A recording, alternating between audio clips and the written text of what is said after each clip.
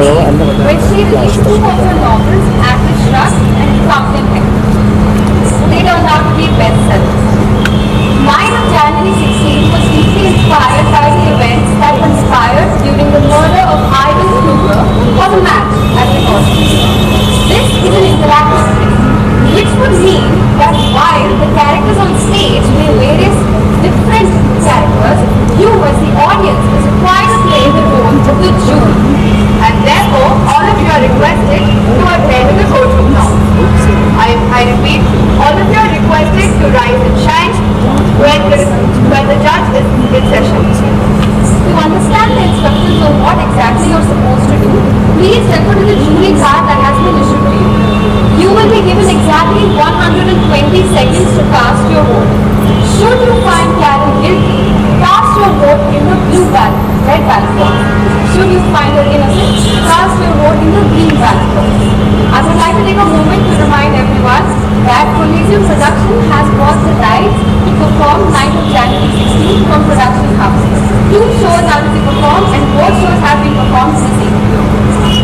I also request all of you to kindly be seated throughout the course of the play. Please keep your mobile phones on silent mode to avoid any distractions. Flash photography is strictly prohibited. Though this is an open set, I kindly request all of you to not touch any of the props. Coliseum Production now presents 9th of January 16. Listen carefully, enjoy the show.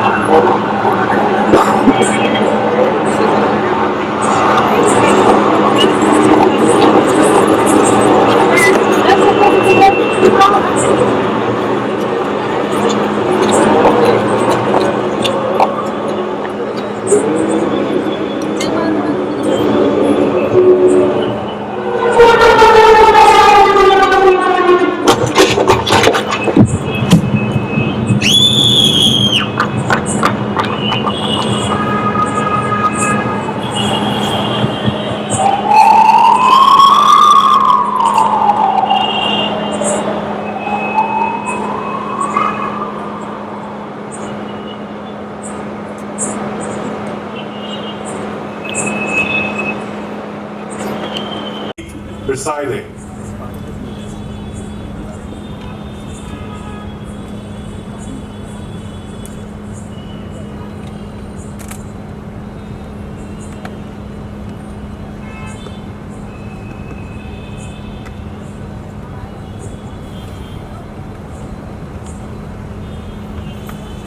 The people of the state of New York versus Karen Andre. Ready, Your Honor. Ready, Your Honor. बैठा दिया ये लोग ने बोला start Mr. Clerk, swear in the jury.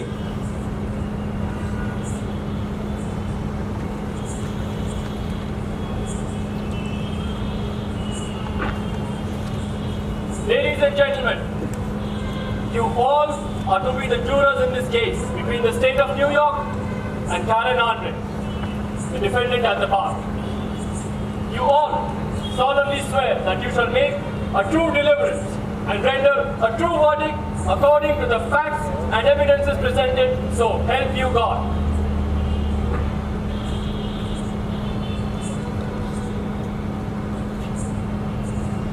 Ladies and gentlemen, you are the jurors who will try this case.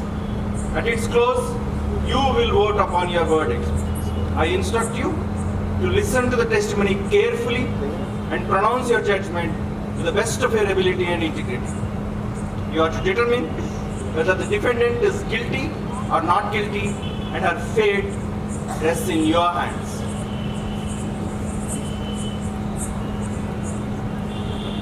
The district attorney may now proceed. Thank you very much, Your Honor. Ladies and gentlemen of the jury, on 16th January, near midnight, when the Broadway lights blazed their electric dawn over the gay crowd below, the body of a man came hurtling through space and crashed on the pavement. A disfigured mess at the foot of the Fauklner enterprise. That body was Sweden's great financier, Bjorn Faulkner. He fell 50 stories from his luxurious penthouse. Suicide, we were told. A great man, unwilling to bend before his imminent ruin. A man who found the fall from the roof of a skyscraper shorter and easier than a descent from his tottering throne as the world's financial dictator. Only a few months ago, behind every major transaction of gold stood that well-known figure, tall, young, with an arrogant smile, with companies and nations in the palm of one hand and a whip in the other. If gold is the world's lifeblood, then beyond Faulkner, holding all its dark and hidden arteries, regulating its every ebb and flow, its every pulsation, was indeed the heart of the world. Ladies and gentlemen, the world has just had a heart attack. And like all heart attacks, it was rather sudden. No one suspected the gigantic swindle that lay at the foot of the Fauklner enterprise. In fact, a few days after his death, the world shook from the crash of his business. Thousands of investors the world over were stricken with paralysis, something that follows a heart attack. That's what happened when that monstrous heart stopped beating. Now, Bjorn Faulkner had a hard struggle facing the world, but he had a much harder struggle to face in his own heart. A struggle which we will have to uncover during the course of this trial. Two women rule his life and death. One of them, ladies and gentlemen, is here, Karen Andre, Faulkner's efficient secretary and notorious mistress. A dead body angled to an extreme degree. What did you establish as the cause of death? It was a fall from great height. Doctor, when you examined the body, how long had Faulkner been dead? I reached there about half an hour after the fall. Now, judging by the conditions of the body, did you or can you tell us exactly how long he had been dead? No, I cannot. Mr. Frick, owing to the cold weather, the blood got coagulated immediately, making it a difference of several hours impossible to detect. Therefore, it is possible that Faulkner had been dead for longer than half an hour? It is possible.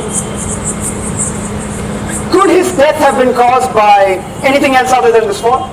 I found no evidence of it. For instance, doctor, had his skull been smashed or broken before the fall, that is? Could you tell that by examining the body? No, I cannot. Owing to the condition of the body, it's just not possible to determine. Thank you very much, doctor. Your witness. Thank you, Mr. Flint.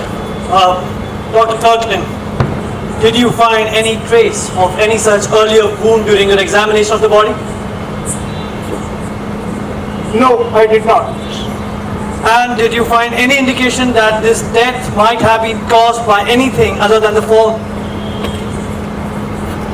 No, I did not. That'll be all, doctor. Thank you.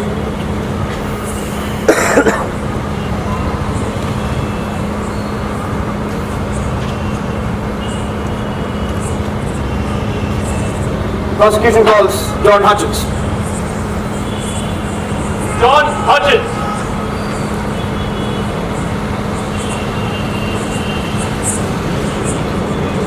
Do you solemnly swear to tell the truth, the whole truth, and nothing but the truth, so help you God?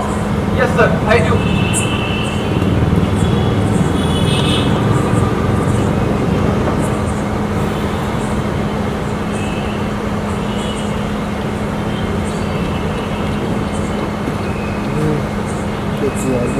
What is your name? John Joseph Hutchins. Occupation? I am the night watchman at Fauklner building, sir. Mr. Hutchins, did Mr. Faulkner own any business offices in that building? Yes, sir. Do you know who owned the penthouse at the roof of that building? Certainly, sir. Mr. Faulkner did. Yes, but who lived there? Mr. Faulkner and Miss Andre. That is before Mr. Faulkner got married. I see, and after the marriage? Well, sir, after the marriage, Miss Andre used to live there alone. Mr. Hutchins, did you ever see Mr. Faulkner calling on Miss Andre after the marriage? Only once, sir. When was that? On the night of January 16th. Please tell us about it, Mr. Hutchins. Well, sir, it was almost about 10:30. Wait a minute, how do you know that time? I come to the duty at 10, sir. And it was not more than half an hour later. The entrance doorbell rang. I came down to the lobby to open the door. It was Miss Andre. And Mr. Faulkner was with her. I was surprised because Miss Andre has her own key. And usually she opens the door herself. I see. Were they alone at this point of time? No, sir. There were two more gentlemen with them. Who were they, Mr. Hutchins? I don't know, sir. Have you ever seen them before? No, sir. Never. Perhaps you could tell us what they looked like. Well, sir, they were tall and sort of slender, both of them. One of them had light eyes, as I remember. The other one, sir, I couldn't see his face, with his hat being all crooked over his eyes. But he must have had a bit too much, sir, if I'm permitted to say so. Just what do you mean? Well, sir, he seemed to be a bit tight, meaning no disrespect. He wasn't very steady on his feet. So that Mr. Faulkner and the other gentlemen, they had to help him. They almost dragged him into the elevator. I see. Now, Mr. Hutchins, please tell us, did Mr. Faulkner look worried at all? No, sir. On the contrary, he seemed pretty happy. Happy, you say? Did he look like a man contemplating suicide? Objection, Your Honor. Objection sustained. Please tell us, Mr. Hutchins, did the others in the party seem happy too? Yes, sir. Miss Andre was smiling. And Mr. Faulkner, he laughed when they went up in the elevator. I see. Did you see any of Miss Andre's guests leave that night? Yes, sir. The first one left almost about 15 minutes later. 15 minutes later. Who was that again? The drunken one. He came down the elevator all by himself. He didn't seem quite so drunk no more. He could walk, but he staggered a little. Did you see where he went?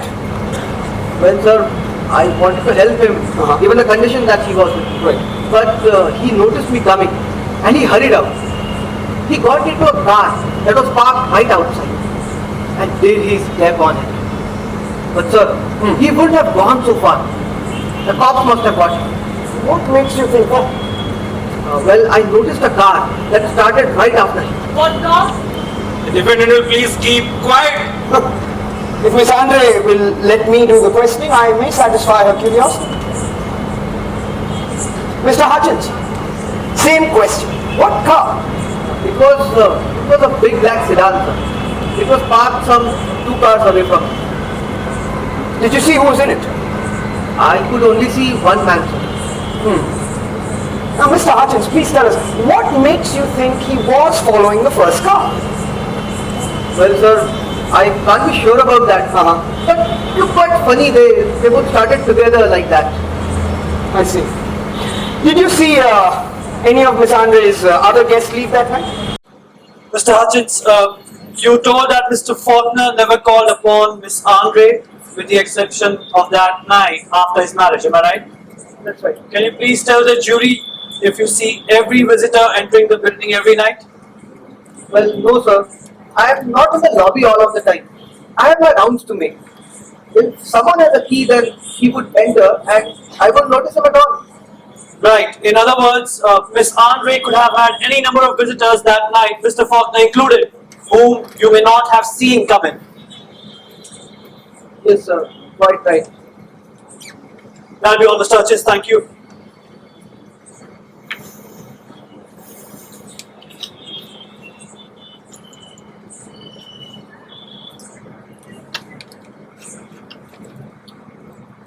Homer Van Fleet.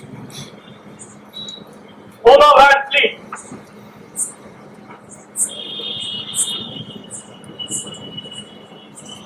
Do you solemnly swear to tell the truth, the whole truth, and nothing but the truth, so help you God? I do.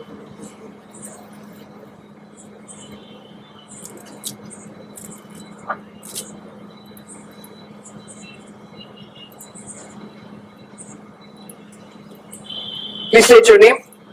Homer Herbert Van Fleet. And what is your occupation? I'm a private investigator. What was your last assignment, Mr. Van Fleet? Shadowing Bjorn Faulkner. And by whom were you hired to do it? By Mrs. Bjorn Faulkner. Please tell us, Mr. Van Fleet, on the night of January 16th, were you shadowing Mr. Bjorn Faulkner? Yes, I was. Kindly tell us about it.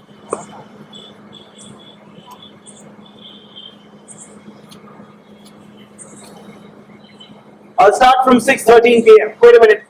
How do you know that time exactly? Part of my duties. I had to record it and report it to Mrs. Faulkner. I see. Please go ahead. 6:13 p.m. Mr. Faulkner leaves home on Long Island. He wears a formal dress suit. Drives car himself, alone. Special location, unusual speed. All the way to New York.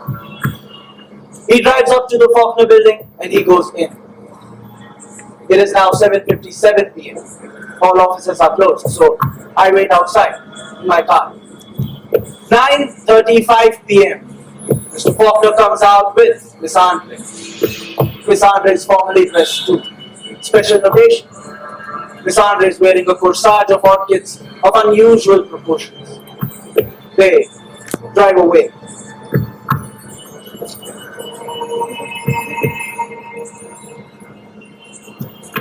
He gets into the car and stands at the curb.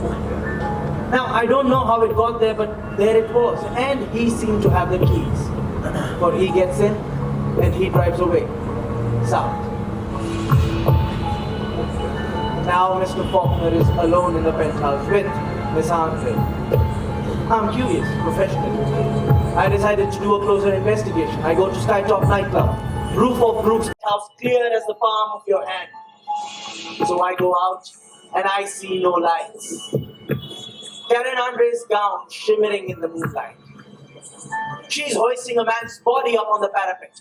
A man in evening clothes. Mr. Faulkner. He's unconscious, so no resistance. And she pushes him with all her strength and he goes down into space.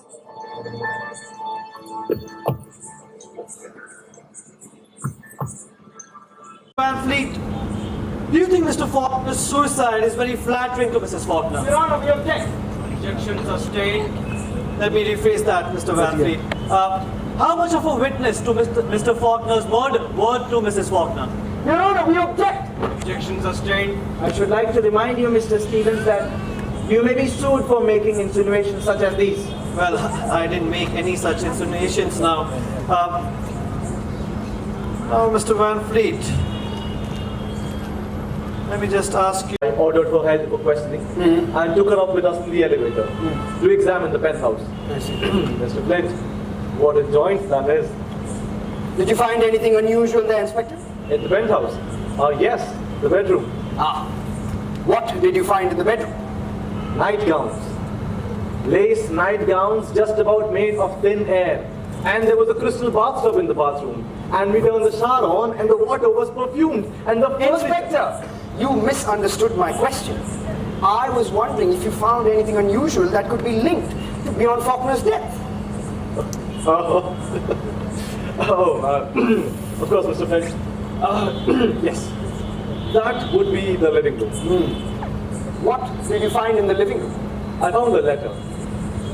You see, it was lying in plain sight on a table. It was sealed and the address said, "To whomsoever finds it first." Inspector, is this that letter? Why, yes, it is, sir. Please read it to the jury. Of course. If any future historian wants to record my last advice to humanity, I'll say that I found only two enjoyable things on this earth: My whip over the world and Karen Andre. To those who can use it, the advice is worth what it has cost mankind, signed by Bjorn Faulkner himself. Thank you very much, Inspector. Your Honor, submitted as evidence.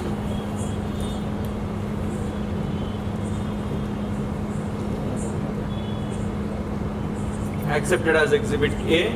Thank you, Your Honor.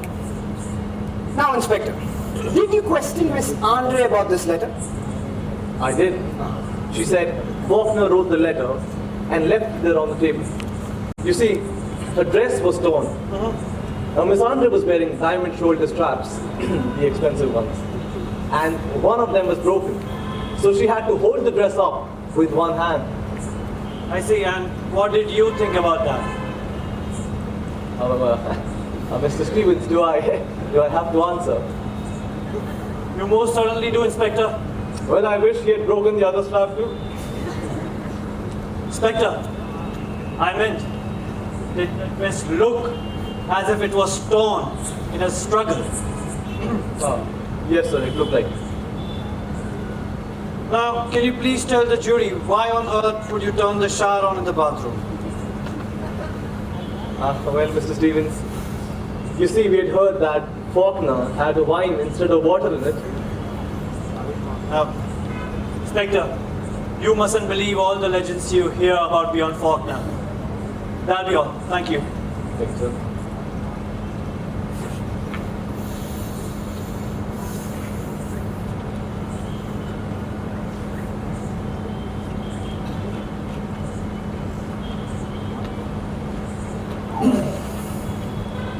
Magda Svensson. Magda Svensson.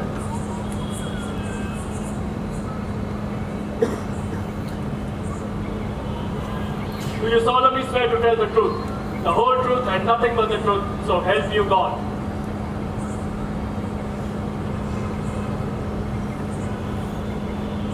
I swear.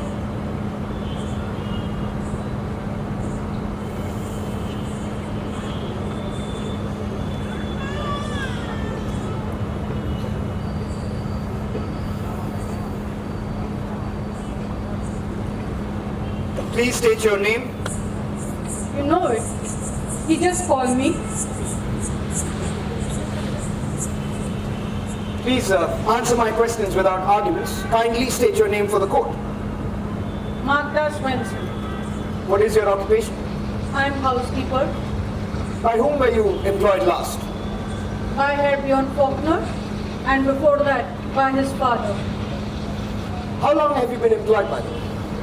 I've been in the family 38 years. I remember Herr Bjorn since he was a little child.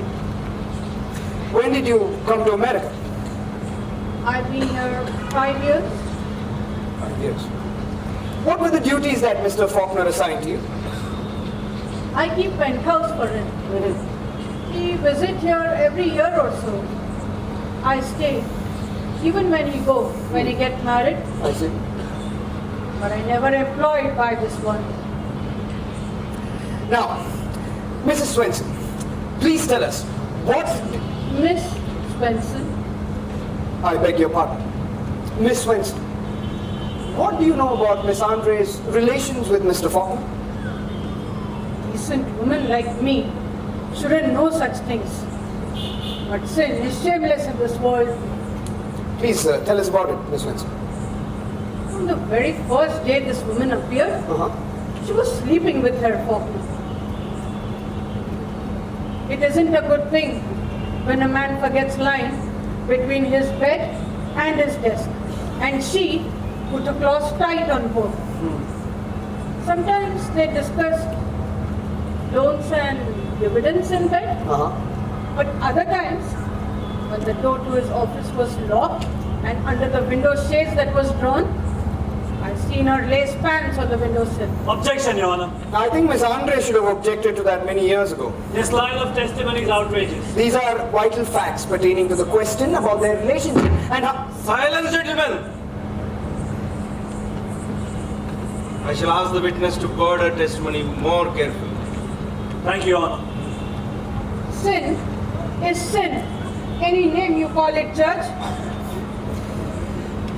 Miss Svensson, can you give us an instance when Miss Andre's conduct was detrimental to that of Mr. Faulkner's in ways other than moral? I do so. You try to count up all the money he wasted on that woman. I see. Could you please give us an instance of Mr. Faulkner's extravagance? I tell you, he had a platinum gown made for her. Platinum? Yes, I said platinum. It's fine mesh, fine and soft as silk. She wore it on her naked body. He would make a fire in the fireplace and he would heat the dress and then put it on her. It cooled and you could see her body in silver sheen. It would be more decent had she been naked. She asked to put it on as hot as she could stand, and if it burned her shameless skin, she laughed like the pagan she is, and he kissed the burn, fired like tiger. Objection, Your Honor. This testimony is irrelevant and only tends to prejudice the jury against my client. Let the dog, Stevens. Perhaps it may prejudice the jury in my favor.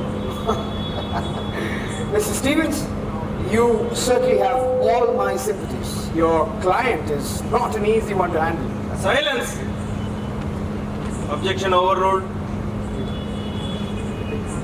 Miss Svensson, what did you observe about Mr. Faulkner's attitude toward his marriage? He was happy. Happy for the first time in his life. He was happy like decent man, what found right road. Miss Svensson, did you know of anything that worried him during those times? Anything that could eventually bring him to suicide? Nothing. Nothing at all. I see. Now, please tell us, Miss Svensson, what did you observe about Miss Andre's attitude toward Mr. Faulkner's marriage? Silent, like stone statue. Mrs. Faulkner. See? I understand you wanted to see me as a witness, Mr. Flint. I did, Mrs. Faulkner, but I thought you were in California. I was. I escaped. You escaped? You see, Father was worried about my health and he wouldn't allow me to come back. But I wanted to do my duty towards the memory of my husband. I'm at your disposal, Mr. Flint. I can only express my deepest appreciation, Mrs. Faulkner, but you will have to take your seat, and we will be ready for you in just a little while. This way, please.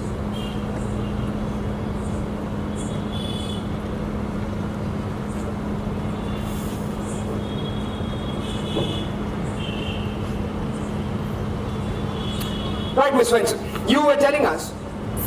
What did you observe about Miss Andre's attitude toward Mr. Faulkner's marriage? I said she keeps silent, but I heard her crying one night after wedding, crying and sobbing, and that was the first and only time in her life. Why? Did she seem to suffer much? Suffer? No, not her. One man more or less made no much difference to her. I've seen her unfaithful to Herr Fauklner on the night of his wedding. Unfaithful? Unfaithful with whom? I don't know the man. I seen him first time the night of wedding. Please do tell us about it, Miss Svensson. Miss Svensson. I had gone to the wedding. It was beautiful. My dear Bjorn, so handsome. And the young bride, all white and lovely as a lily. I cried like looking at my own children.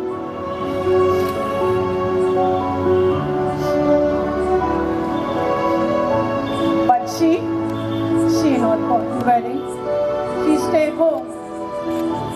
I come back early. I come in servant's door, and she not hear me come. She was home, but she was not alone. She was with him, that man, out on the roof in the garden. It was dark. But I could see, I seen them. He holding her in his arms like he wants to crush her bones. And then he bent her back so far, I think she fall into her reflection in the pool. And then he kissed her, and I think he never get his lips off her. Then she step aside and say something I cannot hear. She speak very soft, and he not say a word. He just take her hands, hold it on his lips, and kiss it for so long, I get tired waiting and I go back to my room.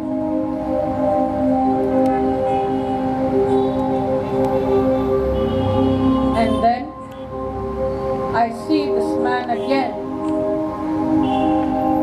on the night of January 16th.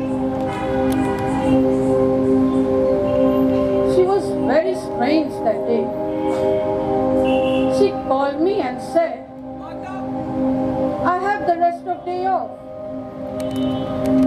And I been suspicious. My day off is Thursday.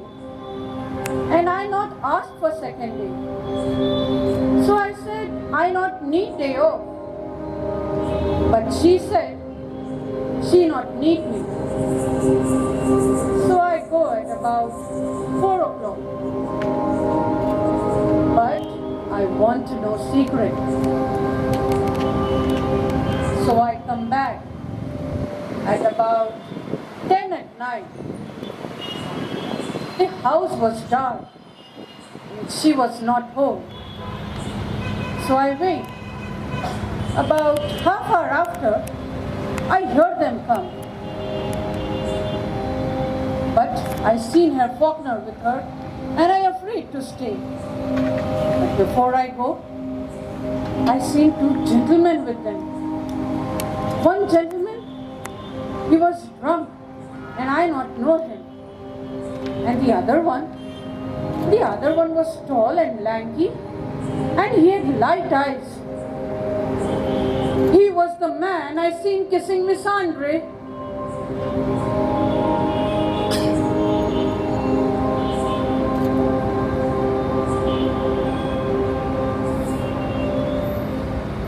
Very much, Miss Svensson.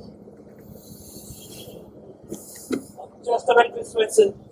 You still need to have a little chat with me. For what? I say all I know. I'm most certain you know the answers to a few more questions, so please take the stand again.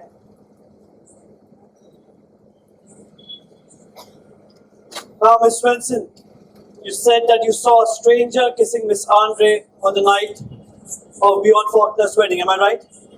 Yes, I did. And you said it was very dark when you saw this man for the first time.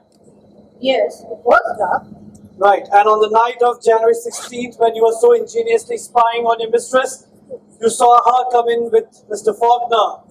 So you hurried out to depart. Am I right? I have a very good memory. You just had a swift glance at those 2 gentlemen, right? Yes. Right, can you please tell the jury how did the drunken gentleman look like? How can I? Too dark at door and no time to notice face.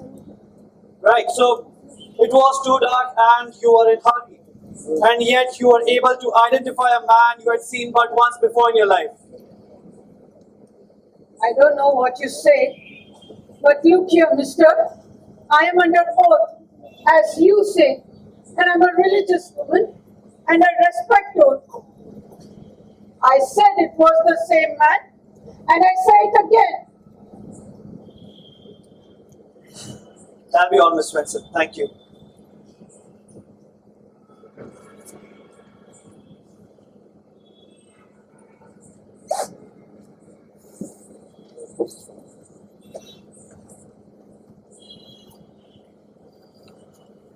Nancy Fauklner.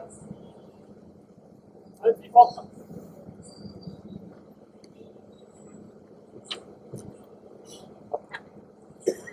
You solemnly swear to tell the truth, the whole truth and nothing but the truth, so help you God. I do.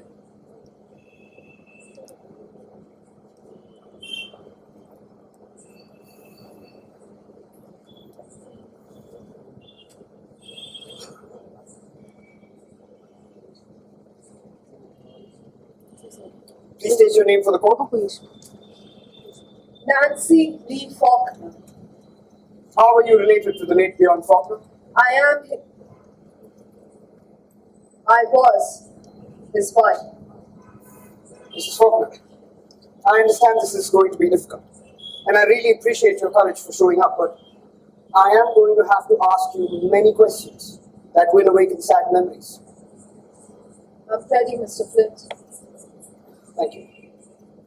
When did you first meet Mr. Bjorn Faulkner? In August of last year, Where did you meet him? at a ball given by my friend Sandra Van in Newport. Please tell us about it, Mrs. Faulkner. Sandra introduced us. I wonder whether you'll add this cat to your well-known collection. Sandra always insisted on exaggerating my popularity. We danced that night. We danced in the garden, under the trees.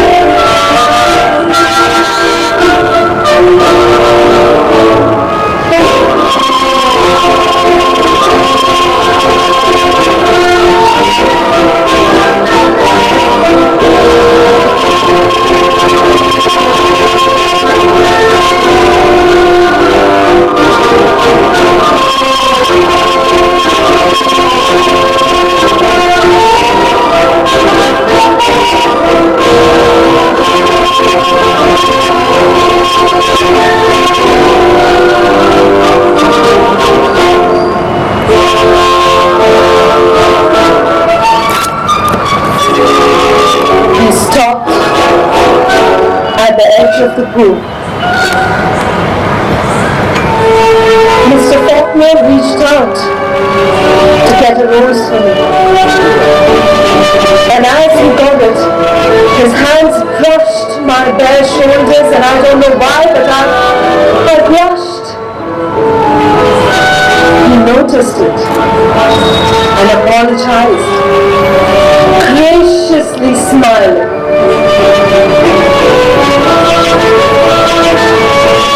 Then he took me back to the desk.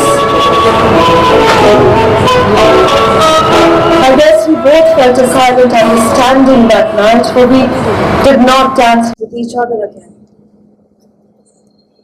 When did you meet Mr. Faulkner again? 3 days later, I invited him to dine at our Long Island residence. It was an informal dinner with his father as my chaperone. It was a real Swedish meal, and I had cooked it myself. Did you meet him often after that? Yes. Quite often. His visits became more and more frequent until the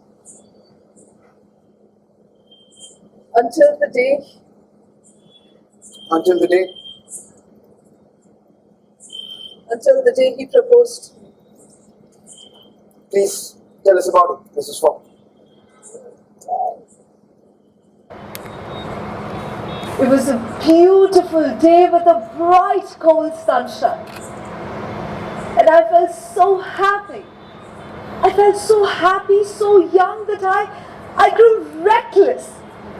Reckless enough to lose my way. I remember we stopped at a strange country road, and I smiled and I said,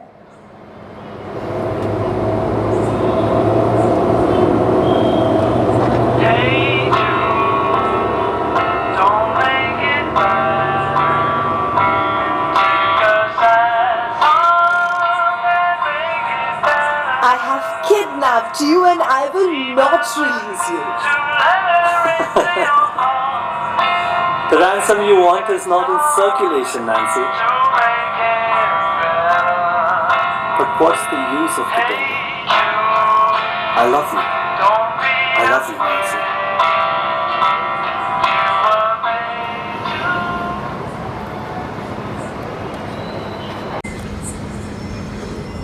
We're entering a new life together. A life of unselfish devotion towards the love and service of others. Did you continue to live in New York after your wedding? Yes. We made our home in our Long Island residence and Mr. Faulkner gave up his New York penthouse. Did he tell you then about his relations with Miss Andre? No. Not then, but 2 weeks after our wedding, he came to me and he said, There is a woman. There was a woman. And I feel I must tell you about her. I know it. You don't have to say a word if you'd rather not, dear. Karen Andre is the cause and the symbol of my darkest years. I'm going to dismiss her. I understand, love. But we must not be cruel. Perhaps we can find another position for Miss Andre. I'll provide for her financially, but I never want to see her again in my life.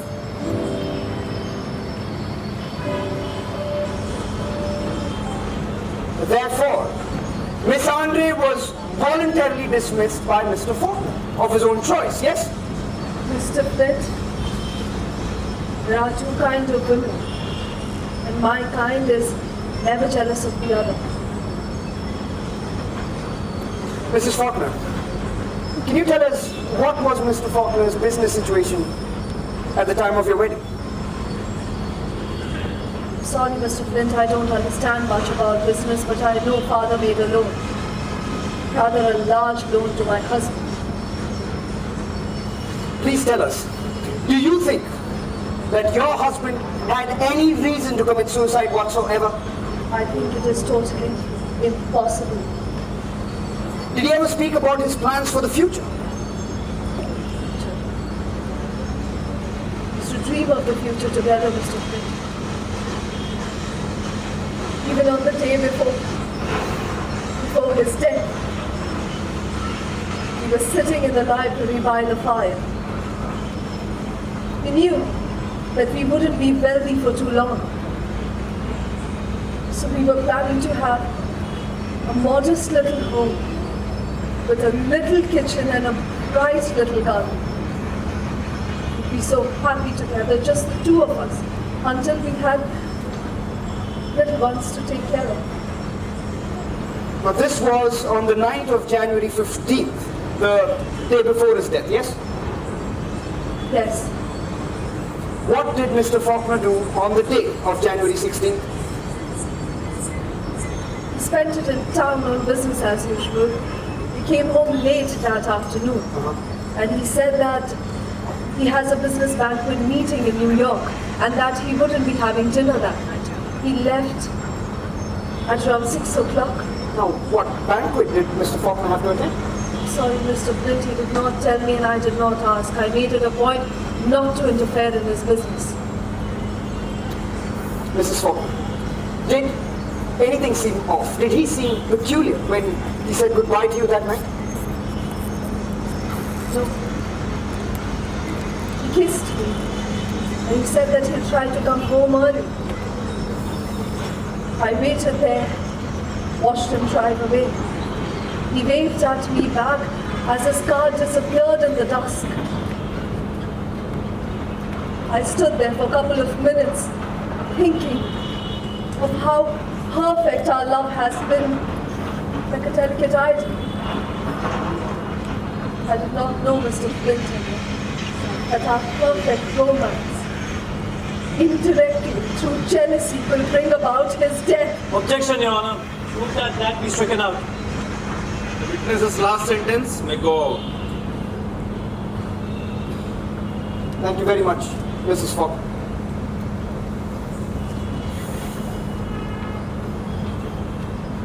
Mrs. Faulkner, would you be able to answer a few more questions? As many as you like, Mr. Stevens.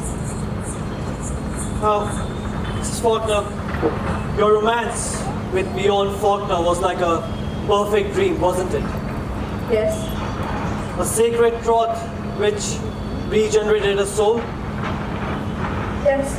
A beautiful, uplifting relationship based on mutual trust? Yes. Then can you please tell the jury why did you hire a private investigator right after your wedding to spy on your husband? I did not hire a detective to spy on Mr. Faulkner. I hired a detective to protect my husband. Can you please explain that to the jury? You see, some time ago Mr. Faulkner was threatened by a gangster, Guts Regan, I suppose that's what you call him. But he did not pay any attention to it. Nobody could intimidate him. He even refused to hire a bodyguard, but I was worried. So as soon as we got married, I hired Mr. Van Fleet to watch over him. And I did that secretly because I knew that he would object. Now, Mrs. Faulkner, how can a sleuth following at a distance protect Mr. Faulkner? I'd heard that the underworld has ways of finding out these kind of things, and they wouldn't harm a man who was constantly being followed. I see. So, all Mr. Van Fleet had to do was to watch Mr. Faulkner, right? Yes. Mr. Faulkner alone? Yes. Not Mr. Faulkner and Miss Andre? Mr. Stevens, that supposition is insulting to me. Well, Mrs. Faulkner, I haven't seen you sparing any insults in this courtroom. I'm sorry, Mr. Stevens. I assure you that is not my intention. That's all right. Now, Mrs. Faulkner, Bjorn Faulkner came and told you that he never wanted to see Miss Andre ever again in his life. Am I right? Yes. And yet he called upon her. In fact, he used to call upon her frequently after your marriage and during the night time. Surely your detective must have told you that, right? Yes, he did. How do you explain that to the jury? I can't explain that, Mr. Stevens. How would I know what kind of blackmail she was holding over Mr. Faulkner's head? Mrs. Faulkner, how do you explain the fact that your own husband lied to you on the night of January 16th and went straight to Miss Andre's house? Mr. Stevens, if I could explain that, I would save you the bother of this trial. We will all have an explanation of my husband's mysterious death. All I know that she made him come over to her house for reasons that he could not tell me, and that he was found dead that night.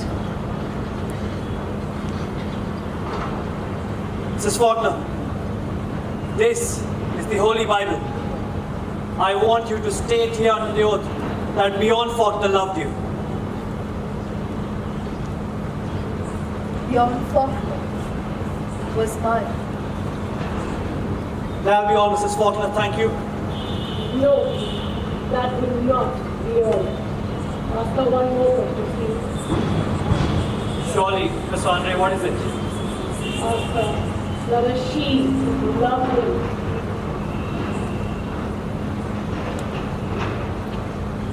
I did, Miss Andre. How can you sit here and lie? Lie about him when you know he cannot come back here to defend himself? Why am I being questioned by the murderers of my husband?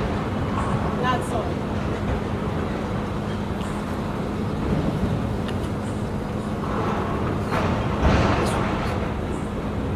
Court is now adjourned for a recess.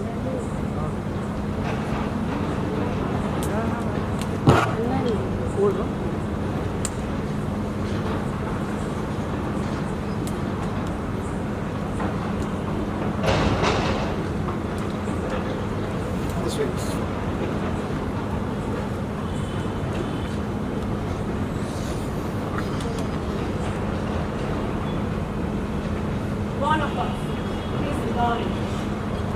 And we both know it.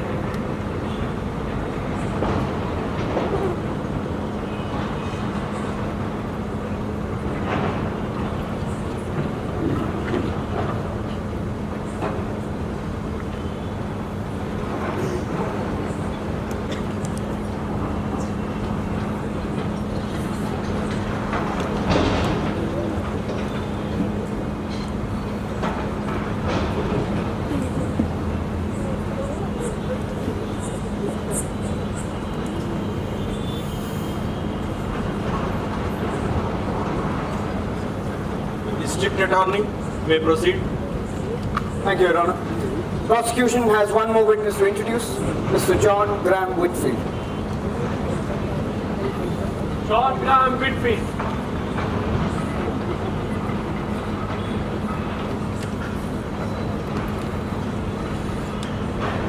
You do solemnly swear to tell the truth, the whole truth, and nothing but the truth, so help you God. I do.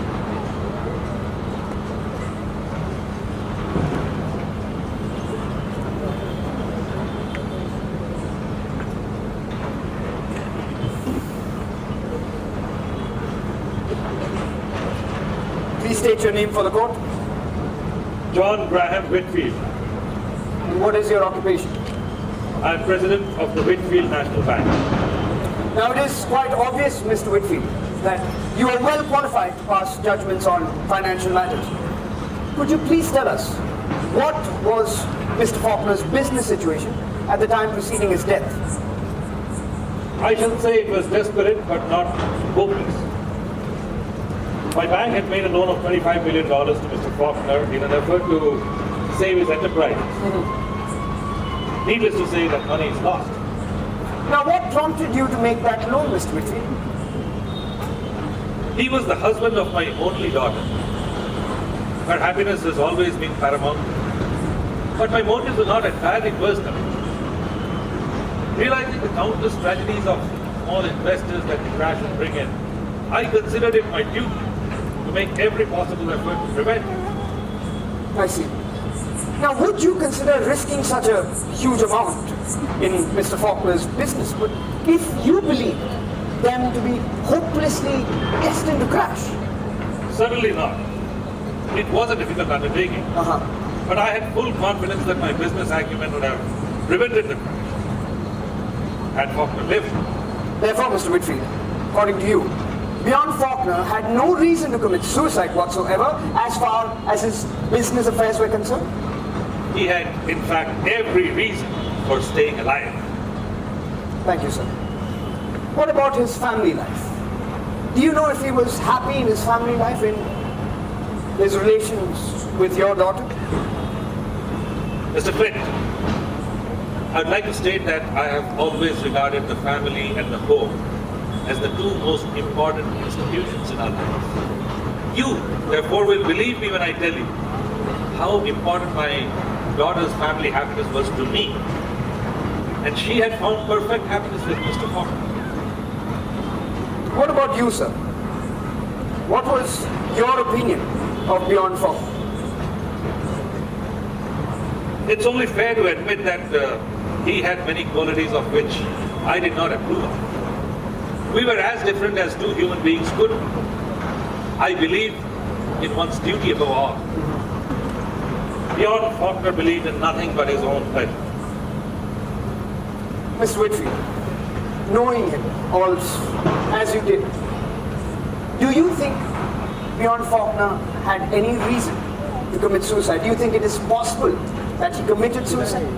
I consider it absolutely impossible. Thank you very much, Mr. Whitfield. Thank you. Your witness? Thank you, Mr. Flint. Mr. Whitfield, were you very fond of your son-in-law? Yes. You never disagreed with him, never lost your temper in a quarrel or something? Mr. Stevens, I never lose my temper. Now, if my memory serves me right, there was some kind of trouble when you made that stupendous loan to Mr. Faulkner. Something said to an effect that you denied making that loan. Purely a misunderstanding, I assure you. However, I must admit that Mr. Faulkner made a somewhat unethical attempt to hasten that loan, which was quite unnecessary, since I had already granted it gladly for my daughter's sake. Right. Now, Mr. Whitfield, you said that your business has been badly affected due to the Fauklner crash, am I right? Yes. And your current financial situation is rather very strained. Yes. Then can you please tell the jury how could you afford to offer a $50,000 reward for the arrest of Guts Regan? Your Honor, we object. What has that got to do with this case? Your Honor, let me have the privilege of explaining this. I did offer such a reward. I was prompted by a feeling of civic duty. The gentleman commonly known as Guts Regan is a notorious criminal. I offered the reward for evidence so that his arrest and conviction are possible. However, I agree with Mr. Flynn that it has got nothing to do with the present case. Right. Now can you please tell the jury, Mr. Whitfield, why did you leave for California in such a hurry just before the beginning of this trial? I think the answer is obvious. My daughter was crushed by the sudden tragedy, and I hastened to take her away to save her health, perhaps her life. Mr. Whitfield, you love your daughter profoundly? Yes. You've always made it a point to fulfill her every wish. I can proudly say yes. When she or you desire anything, you don't stop at the price, do you? You don't have to. Then would you refuse to buy her the man she wanted? Mr. Stevens. You wouldn't stop if it took your entire fortune to break the first unbreakable man you'd ever met. Your Honor, we object. Sustained. Now, Mr. Whitfield, are you going to tell us that your money had nothing to do with Mr. Faulkner dismissing Miss Andre, and that no ultimatum was delivered to him? Mr. Stevens, you're quite mistaken in your insinuations. My daughter was no more jealous of Miss Andre than she would be of Mr. Bjorn Faulkner's soiled underwear. All men have some, one time or another. Mr. Whitfield, I'd be careful of such statements. Remember, your own daughter paid for what Karen Andre got free. You goddamn impudent! Do you know who I am? Do you know that I can crush you like a cockroach as I've crushed many a better?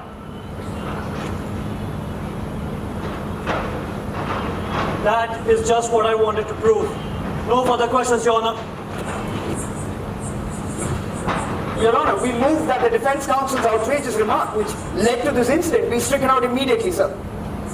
The remark may go out. Thank you. Mr. Whitfield, please.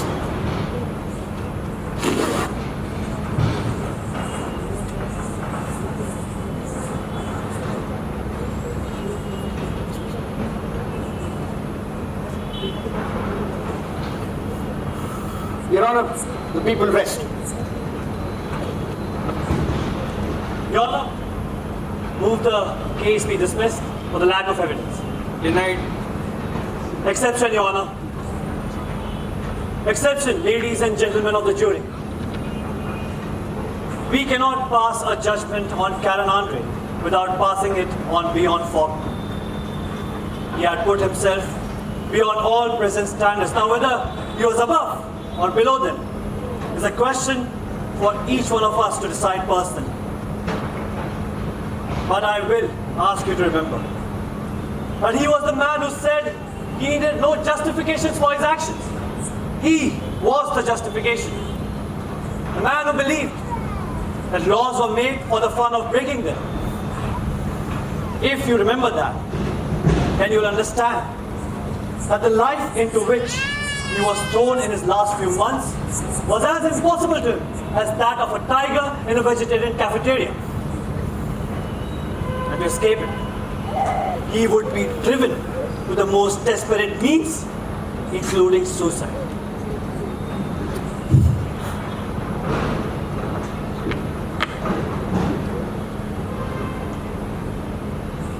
Your Honor, the defense would like to call its first witness, Mr. James Chandler. James Chandler.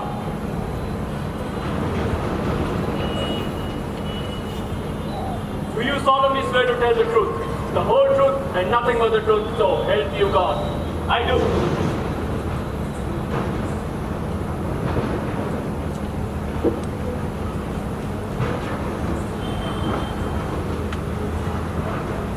Please state your name for the court.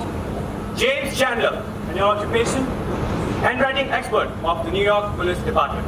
Mr. Clerk, can I please have the evidence which was accepted as Exhibit A?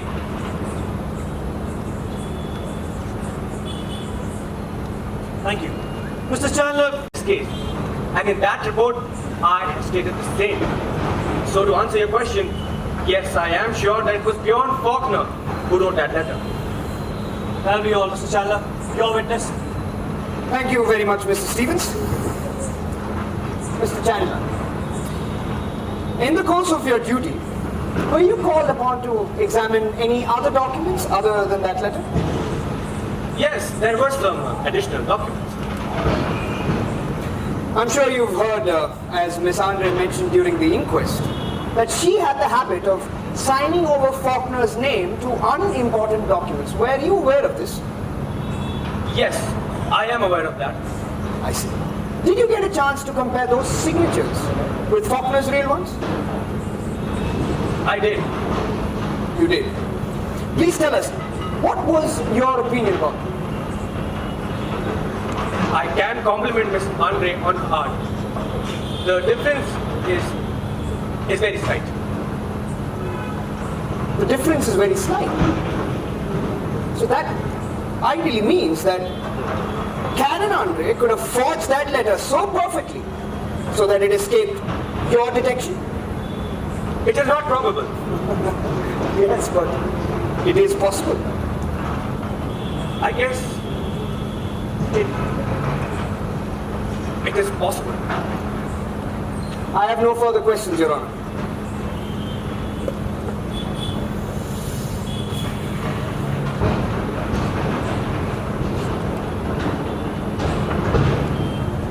Mr. Sigurd Youngquist.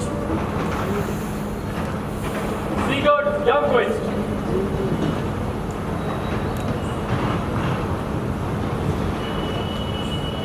Do you solemnly swear to tell the truth, the whole truth, and nothing but the truth, so help you God? I do.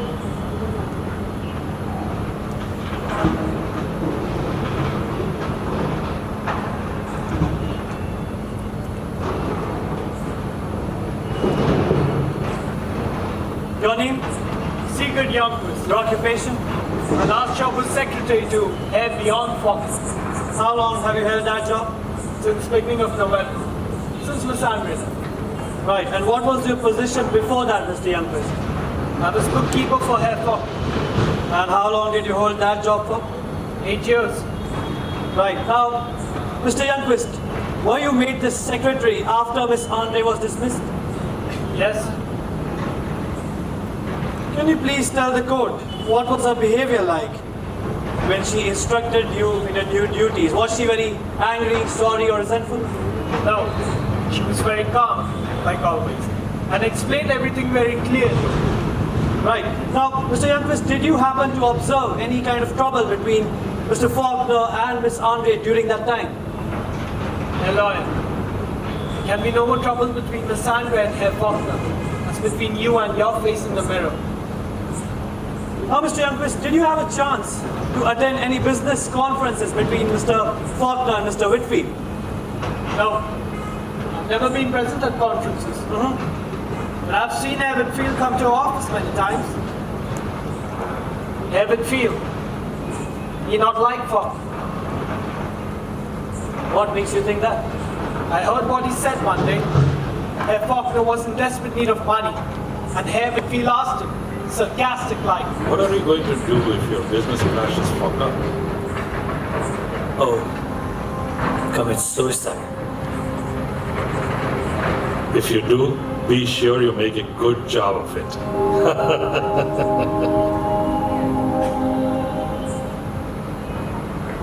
Your Honor, I'd like to report this incident, which I consider as a hoax, whose purpose I'd like to determine. A man has just called to speak to me. When refused, he sent this note for the courtroom. I'd like to read it out. It says, "Do not put Karen Andre on stand until I get there." No signature. I want to go on stand right away. May I ask why, Miss Andre? Give me now, Stephen. I'm sorry, Miss Andre, but we need to finish the questioning of Mr. Youngquist first. Hurry, hurry. I shall ask the defendant to refrain from further interruptions. Now, Mr. Youngquist, where were you on the night of January 16th? I was in her office in the Fauklner building. I was working. I've been working late for many nights. Right. And what did you do when you heard about Mr. Faulkner's death? I want to call Herr Whitfield. I telephoned his home in Long Island, but the butler say he no home. I call at his office in town, but no answer, no one there. I call many places, but not find Herr Whitfield.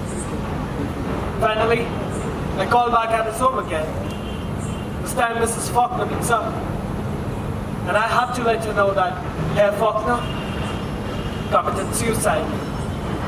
And when you reported the incident to Mrs. Fauklner, what were her first words?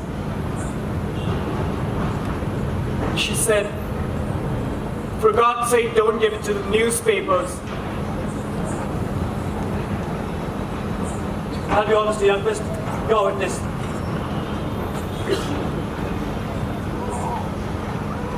Mr. Youngquist, now you told Mr. Stevens that you had been working for Bjorn Faulkner for the last 8 years? Yes. Now in all that time, did you know how crooked and criminal your boss's operations really were? No. No? Do you know now that he was a criminal and a swindler? No, I did not know that. I see. Now, you told Mr. Stevens that you were a bookkeeper, yes? That's true. In spite of being a bookkeeper for 8 years, you had no idea about what all those brilliant financial operations of his were. I know what Herr Fauklner did, and the people aren't allowed to do. But I never wondered, and I never doubted. I know it was not wrong. How did you know that? Because he was Herr Bjorn Faulkner. And he could do no wrong?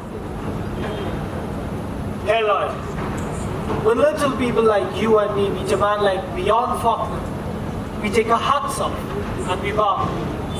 Sometimes we take orders, but we do not ask questions. Splendid, my dear Mr. Youngquist. Your devotion to your master is truly worthy of appreciation, I must say.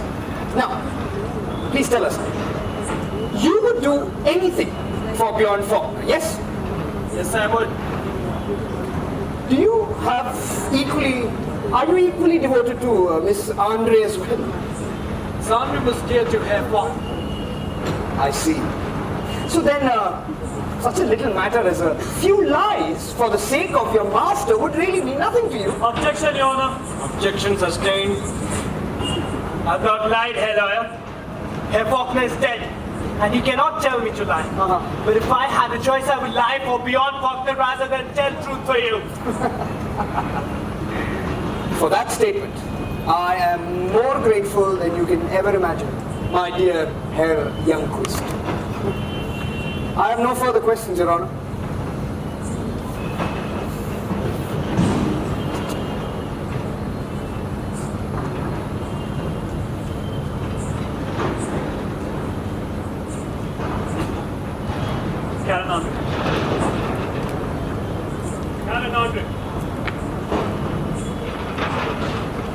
You solemnly swear to tell the truth, the whole truth, and nothing but the truth, so help you God. That's yourself. I'm an atheist. Your Honor. The witness has to affirm, regardless. I affirm.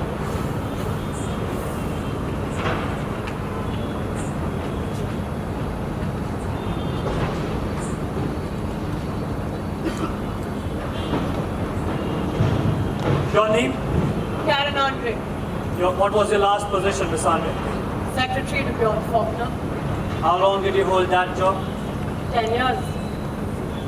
Now can you please tell the jury about your first meeting with Bjorn Faulkner? I answered his advertisement for a stenographer. I met him for the first time in his office on an obscure side street of Stockholm. He was alone. It was my first job, and I think it was his first office. He got up and didn't say a word. He just stood and looked at me. But his mouth was insulting, even when silent. You couldn't stand his gaze very long. I didn't know whether I wanted to kneel or slap his face. I didn't do either. I told him what I had found. He said I was too young and he did not like me. But still he threw a stenographer's pad at me and asked me to get down to work, for he was in a hurry. So I did. I worked all day. He dictated as faster than he could talk. He didn't give me time to say a word. He didn't smile once. And he never took his eyes off me. He acted as if he were cracking a whip over an animal he wanted to break. And I was afraid. I was afraid because I liked it. So after I was done with my 8 hours, I told him I was quitting. He just looked at me and didn't answer, and then he suddenly asked me, Miss Andre, have you ever belonged to a man before?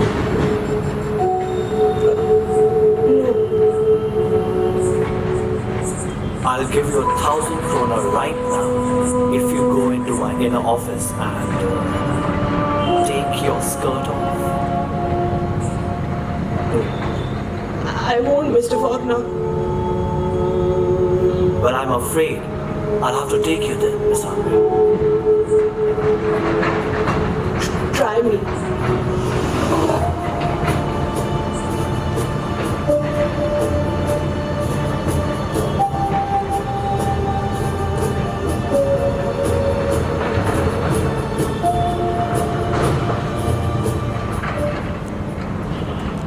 I picked up my clothes, but I didn't quit.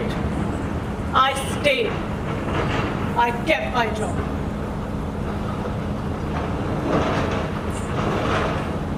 And you worked, and lived, and rose to success together ever since. For 10 years. When we made our first million, he took me to Vienna. We went to a restaurant where the orchestra played Sing Gypsy. And when we made 10 million, he took me to Delhi. We stood on the shore of the Ganges, on the steps of an old temple where human slaves were sacrificed to the gods. And when we made 25 million, he took me to New York. We hired a pilot to fly a plane above the city, and the wind waved Bjorn's hair like a banner over the world at his feet. Now, Miss Andre, can you please tell the jury what was the extent of Mr. Faulkner's personal fortune during this time? Well, I'm afraid I can't. In fact, he could not tell you himself, Stevens. He had no personal fortune. He took whatever he wanted. Whenever he owed money to one of his companies, it was simply struck off the books. It was very simple. We prepared the balance sheets ourselves. Now, Miss Andre, why would a man like Mr. Faulkner resort to such methods?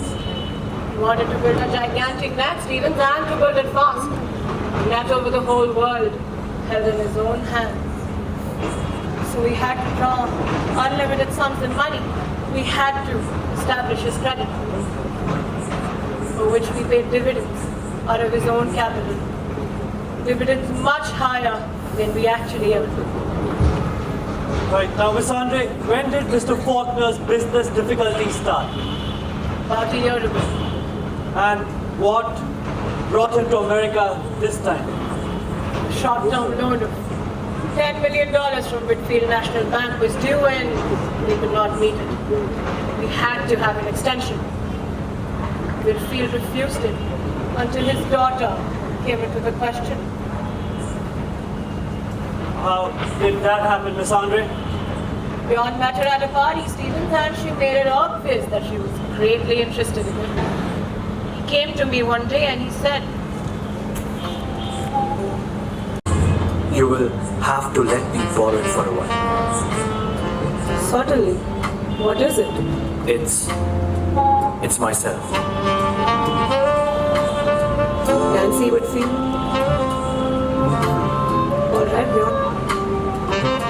Will that change things between us, Karen?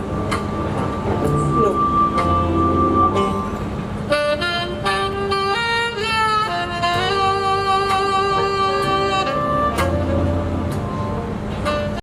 Stopped in the middle of nowhere. And then she said, Hey Jude, don't make it bad. Take us as long and make it better. I have kidnapped you and I will not release you. The ransom you want is not in circulation, Nancy. What's the use of pretending, Bjorn? I want you, and you know it. You don't want me, and I know that.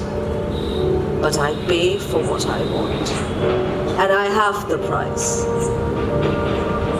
And what is the price? The extension of a certain $10 million loan which you need to save your business. If you stay out of the jail as a swindler. And it can only be done in the custody of Mrs. Bjorn Faulkner. It will cost you an awful lot of money, Nancy. Money has never meant anything to me. Will you always remember that it's a business deal? You're not buying any feelings, you're not to expect any. I don't need any. You'll have your money and I'll have you. it's a lie. It's a shameless lie. Could you stoop? Quiet, please! Anyone disturbing the proceedings will be asked to leave the courtroom.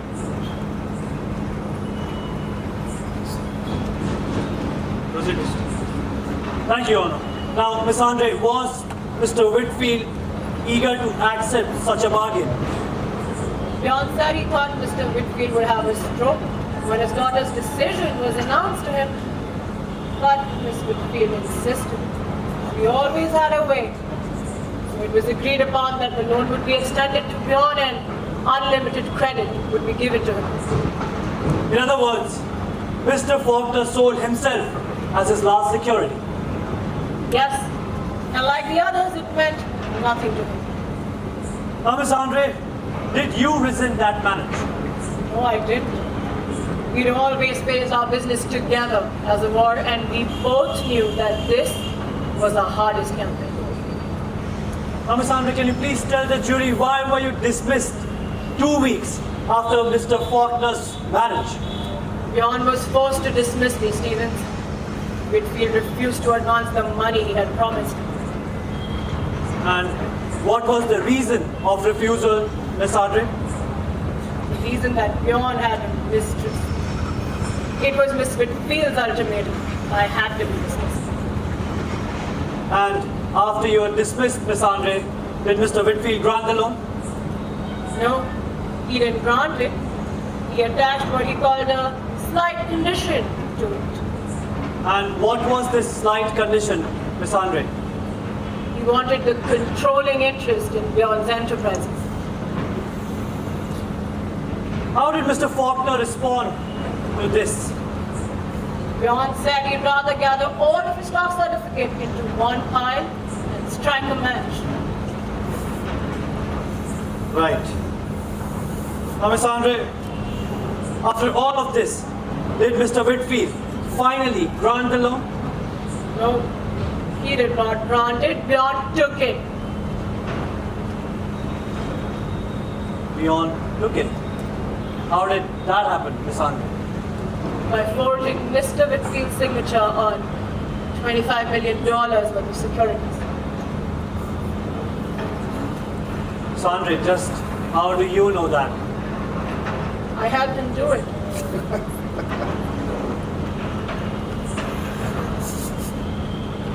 Now, did that help Mr. Faulkner in any way? Only temporarily. certain dividend payments were coming due Stevens and we could not meet it. Bjorn had stretched his credit to the utmost. There was no more to be had. Miss Andre, what was the plan?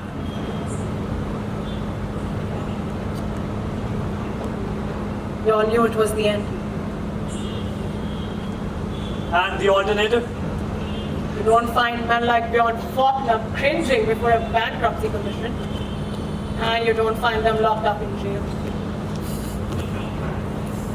I told you to wait for me. Daddy?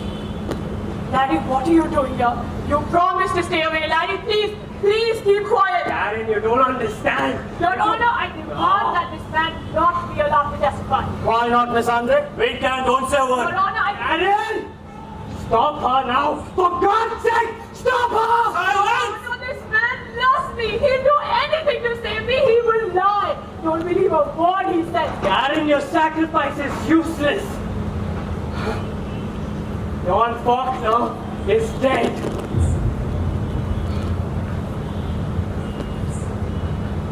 He's dead? Yes. Bjorn! Dead? Didn't you know that, Miss Andre?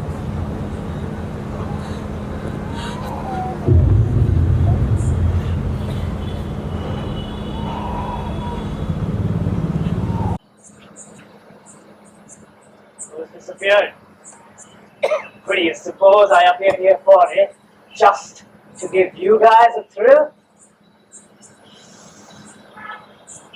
You don't have to issue any warrants, I'll stay here.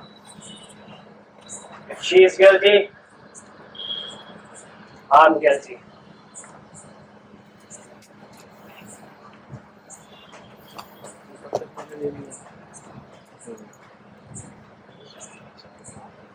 The defense may proceed.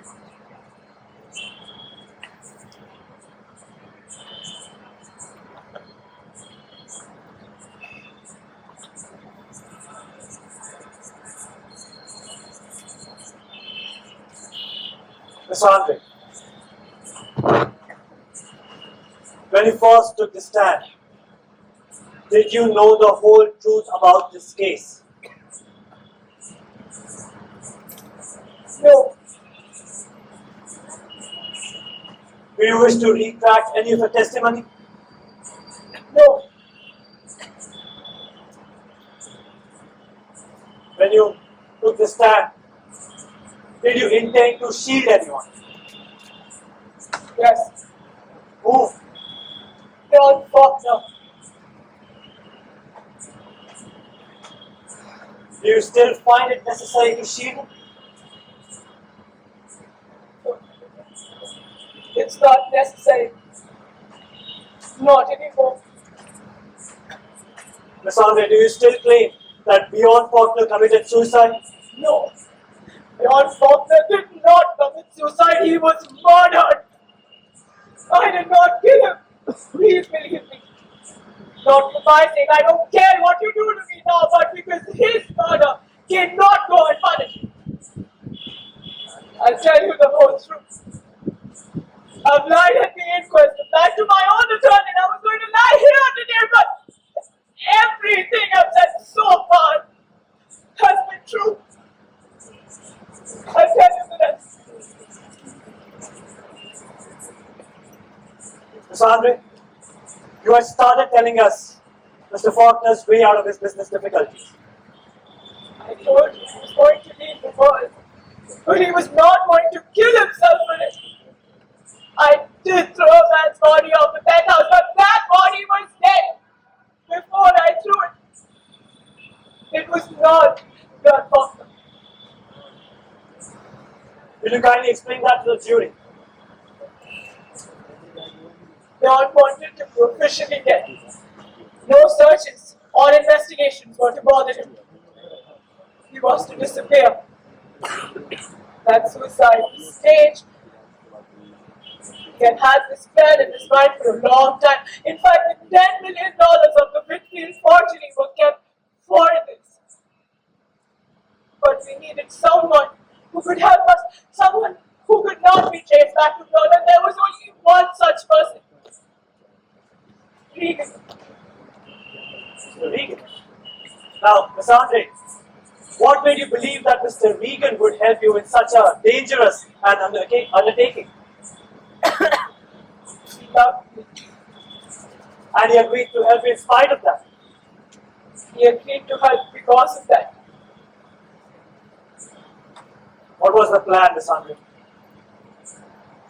Regan was to get a corpse, but it was not to kill anyone for the purpose. So he waited. On the night of January 16th, Lefty O'Toole, a gunman, was murdered by his rival gangsters. His murderers have since been arrested and they've also confessed that you can be sure that Regan had nothing to do with it. But you might remember reading in the newspapers that O'Toole's body had mysteriously disappeared from his mother's house. That was Regan's work. O'Toole's height, his hair, his measurements, they were exactly the same as Bjorn's. He was the man I threw off the penthouse. Was that the extent of Mr. Regan's help now? No. Regan was to get an airplane and take Bjorn to South America.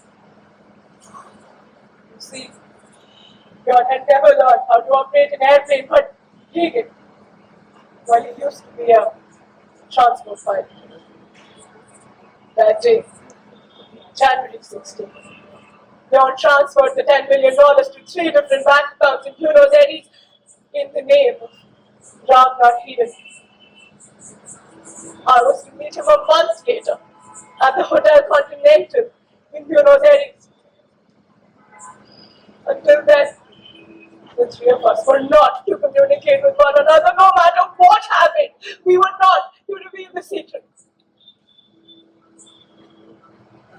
Miss Andre, what happened on the night of January 16th?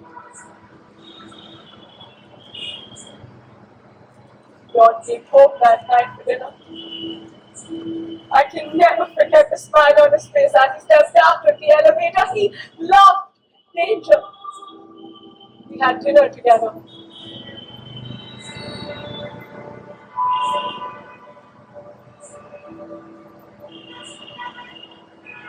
At about 9:30, we drove to Regan's house.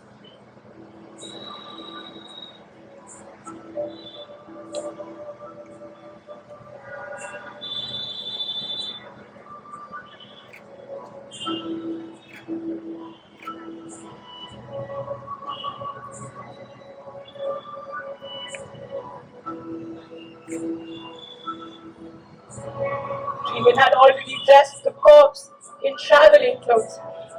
The plan was now set in motion. We knew the danger was inevitable. We took the dead body and we drove back to my house.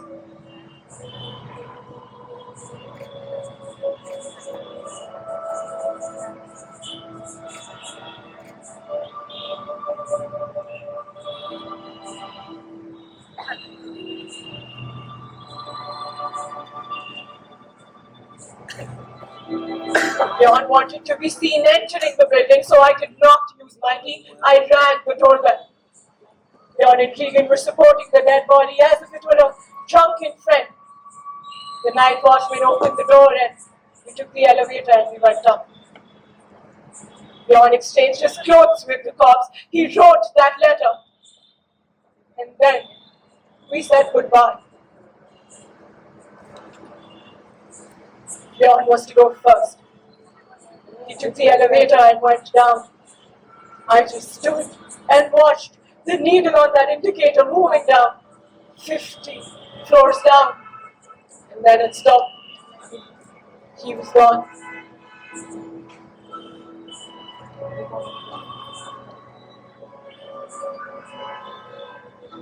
Regan followed him a few minutes later. Bjorn and Regan were to meet 10 miles outside the city where Regan had kept the airplane. So I stayed alone. I stayed alone for an hour, and the penthouse was so silent.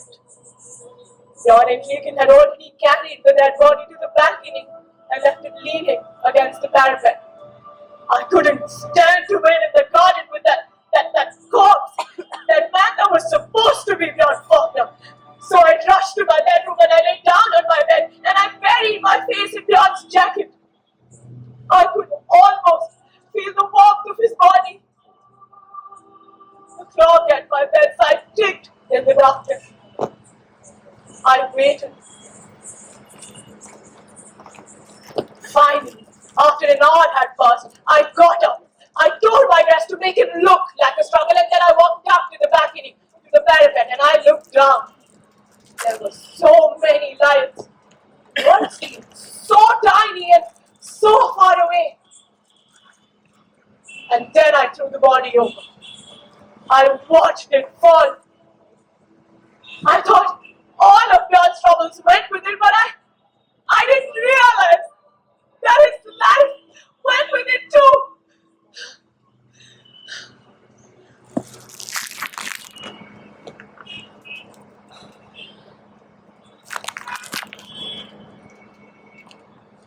That's all, Miss Hunt.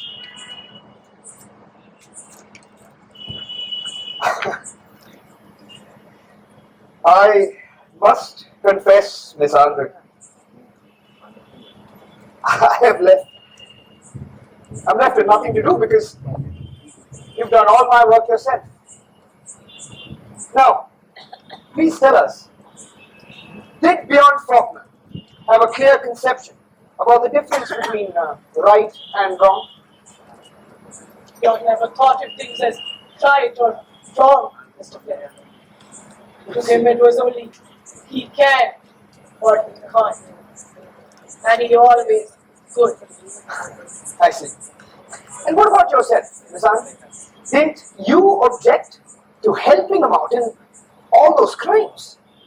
To me, it was only he wants or he doesn't. You told Mr. Stevens that Bjorn Faulkner loved you, yes? Yes. Please tell us, Miss Andre, did he ever ask you to marry him? No. What for? Don't you know, Miss Andre, there are laws that have been made for situations such as these. Laws. Laws made by whom, Mr. Flynn, and for whom? Miss Andre, I hope your attorney has warned you that anything you say here may be held against you, Miss Andre. I'm here to tell the truth. The truth? You love Bjorn Faulkner? Yes. Such as he was? Because he was such as he was. Exactly, Miss Andre. Now please tell us, what would you do if a woman was to take this man you worship so insanely? If she managed to appeal to his soul and not to his animal desires, as you seem to have done so successfully, what if she managed to change that ruthless scoundrel that you loved into her own ideal of an upright man? Would you still love him then, Miss Andre? Objection, Your Honor. Objection sustained. But I want to answer. I want the district attorney to know that he's insulting Bjorn Faulkner's memory. I see. But if I remember this right, you thought of nothing about insulting him while he was alive by having an affair with a gangster. Don't, Sally. Don't. You're mistaken, Mr. Flynn. Regan loved me. I didn't love him. I see. He didn't demand the usual price for his head? He demanded nothing. Very well. Miss Andre, you were the only one who had all the details about Mr. Faulkner's criminal activities, yes? Yes. You could send him to jail at any point of time if you wanted to, yes? I'd never do that. But you could if you wanted to. I suppose so. Well, Miss Andre, isn't that the reason for Mr. Faulkner's visits to you after his wedding? He had reformed. In fact, he wanted to reform so much. He wanted to avoid that clash, but you You held it over his head. You could spoil his plans and expose him before he could make good of his crimes. Wasn't it fear and not love that kept him in your arms? The meaning of the word fear, Mr. Flynn. Miss Andre, who else knew about the $10 million transfer to Buenos Aires? Myself, Bjorn and Regan. Regan? Now, I'm sure Mr. Faulkner had perfectly legitimate business reasons for that transfer. I can't think of any. You mean you won't tell us of any? Let's see, Miss Andre. Bjorn Faulkner kept you in extravagant luxury for 10 years. Yes? Buying you platinum gowns, taking you globe-trotting and whatnot. The fact of the matter is, Miss Andre, you hated to change your mode of living.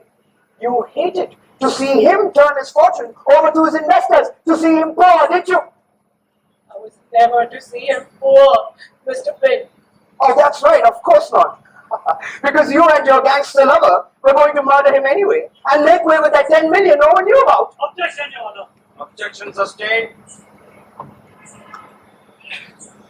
Miss Andre, you heard it testified here that Bjorn Faulkner had absolutely no reason whatsoever to commit suicide. He had no more reasons to escape the only happiness that he had ever found in his life. But you hated him for that happiness, didn't you? Don't understand Bjorn Faulkner, Mr. Flynn.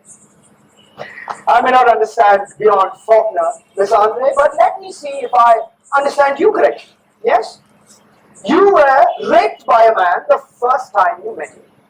Then you went on to live with him for 10 years in a presently illicit relationship. Then you defrauded thousands of investors the world over. And then, Miss Andre, you cultivated a friendship, if I can call it that, with this notorious gangster. And then, Miss Andre, you helped in a $25 million fortune, all of which you very proudly accepted sitting right there, defying every bit of decency. And now, Miss Andre, you expect us all to believe that you are not capable of murder. You're mistaken, Mr. Flynn. I am capable of murder for Bjorn Faulkner's sake. I have no further questions, Your Honor.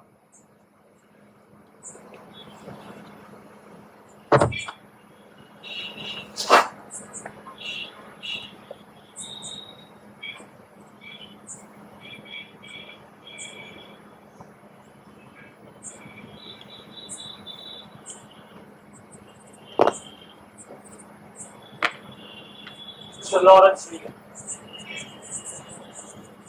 Lawrence Regan.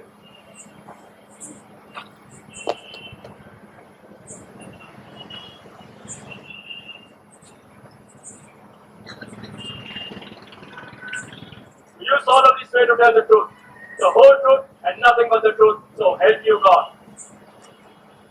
I do.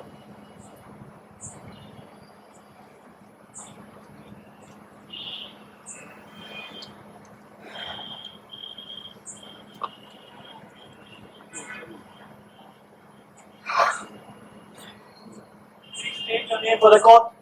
Lawrence Regan. Your occupation? Unemployed. Mr. Regan, how long have you known Karen Arthur? 5 months. And where did you first meet her? In Faulkner's office. I went there to do some business with her. I gave up the business because I'm at his secretary. And how exactly did you happen to get friendly with Miss Andre? Friendly? Well, that first meeting wasn't exactly friendly, Stevens. She wouldn't let me in to see Faulkner. She said I had enough money to buy orchids by the pound and that I had no business with her boss. I said I'd think it over and went. And I thought it over, only I didn't think of the business. I thought of her. The next day, I sent her a pound of orchids. Ever see how many that makes? That's how it started. Mr. Regan, were you aware about Miss Andre and Mr. Faulkner's relationship? Yeah. I knew it even before I met her. What of it? I knew it was hopeless, but I couldn't help it. Mr. Regan, you didn't expect Miss Andre to share your feelings? No. You never forced it upon her. Now do you have to know all right? We certainly do, Mr. Regan. Well, I kissed her once.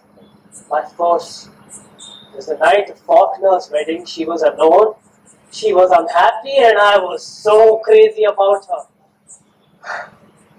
She told me it was of no use. I didn't want her to know, but she knew. And we never mentioned it since. Now, Mr. Regan, when did Miss Andre tell you about Faulkner's planned escape? About 2 weeks before we pulled it. Now, was Lefty O'Toole one of your men? No. Were you connected to his murderers in No.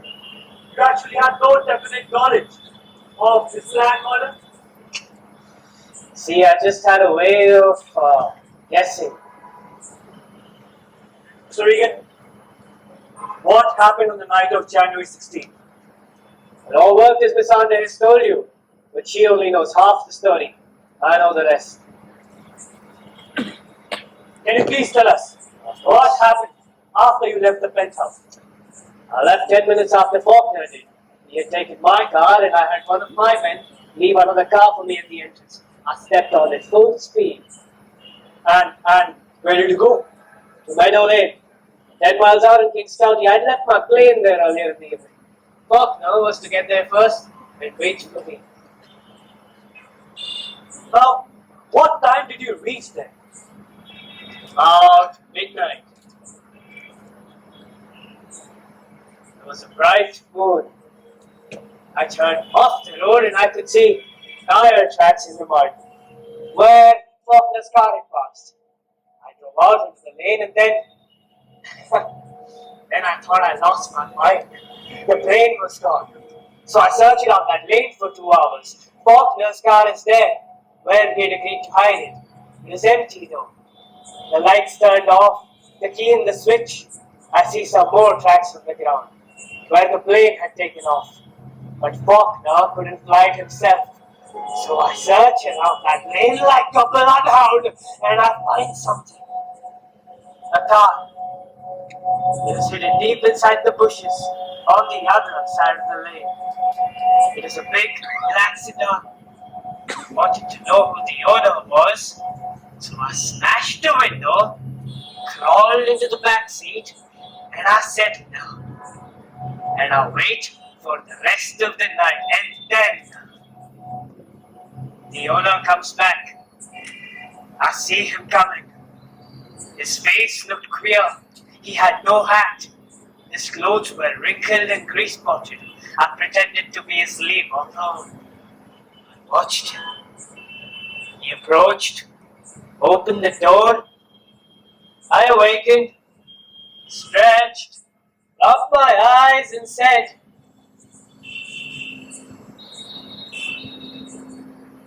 "Oh, it's you. Fancy such a meeting here." Who are you? What are you doing here? My name's Guts Regan. You may have heard of it. I was in a little trouble earlier this evening and had to hide for a while. And finding this guard here was quite a convenience. That's too bad. I'll have to ask you to get out. I'm in a hurry. What's the hurry? None of your business. You see, it's not for me. It so happens that a certain columnist is a friend of mine. And he'll appreciate the story of a gentleman of your prominence found wandering in the wilderness at milkman time. But I'm sure he'd like to have the whole story.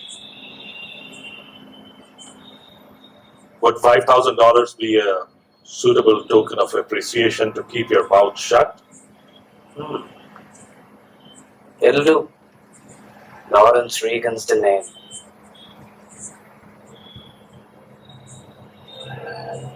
Now, you lousy bastard. What did you do with Fauklner?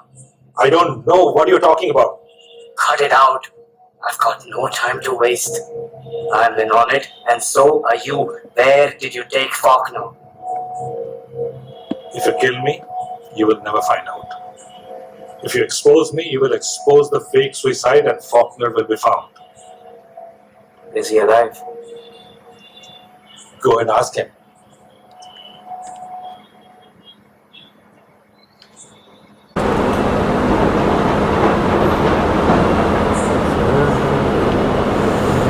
Your Honor, the defense would like to submit this check as evidence. Your Honor, what's all this nonsense? Who was that man? Who was the man, Mr. Regan? Let the clerk read that check to you. Mr. Clerk, kindly read the check. January 17, to pay to the order of Mr. Lawrence Regan a sum of $5,000. Signed, John Graham Whitfield. It's an outrage! Your Honor, is this man to be allowed to speak such rubbish in public in my presence? Your Honor, we demand to see that check right away. Silence! There are any more demonstrations of this kind? I shall order the courtroom cleared.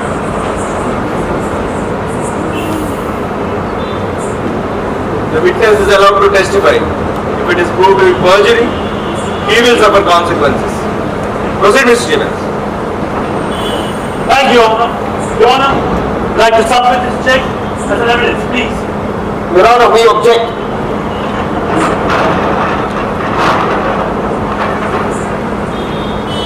Objection overruled. Admitted in evidence. Now, Mr. Regan, did you try to find Mr. Faulkner? I didn't lose a second. I rushed home, changed my clothes, grabbed a sandwich and an airplane, and flew to Buenos Aires. I searched, I advertised in the papers, I got no answer. No one had called the bank for Ragnar Eden's millions. And did you try to communicate this with Miss Andre? No. We were supposed to stay away from each other for a month. And she had been arrested on account of Faulkner's murder. I laughed when I read that. But I couldn't say a word. Not to betray him if he was still alive, so I waited. What were you waiting for? February 16th, Hotel Continental, Buenos Aires. I set my teeth and waited for every second of every minute of every hour of that day. He didn't come. And then what happened, Mr. Regan? Then I knew he was dead. I came back to New York and I started a search for my plane. And we found it. Yesterday. You found the plane? Where did you find the plane, Mr. Regan? A deserted valley in New Jersey, 100 miles from Meadow Lake. You see, I recognized the plane by its engine number. It had been landed and set fire to it. Was the plane empty, Mr. Regan? No. Found the body of a man in it.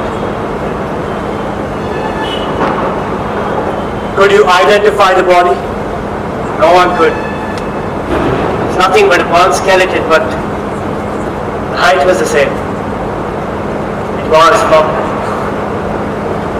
I examined the body, or well, what was left of it at least, and I found 2 bullet holes. One in the rib over the heart, and the other straight through the right hand. I think he was disarmed first, then shot through the right hand. Then murdered, defenseless, straight through the heart.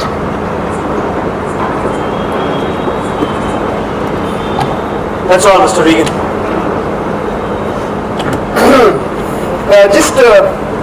What exactly is your business? Like me to answer that, wouldn't you? Objection, Your Honor. Sustained.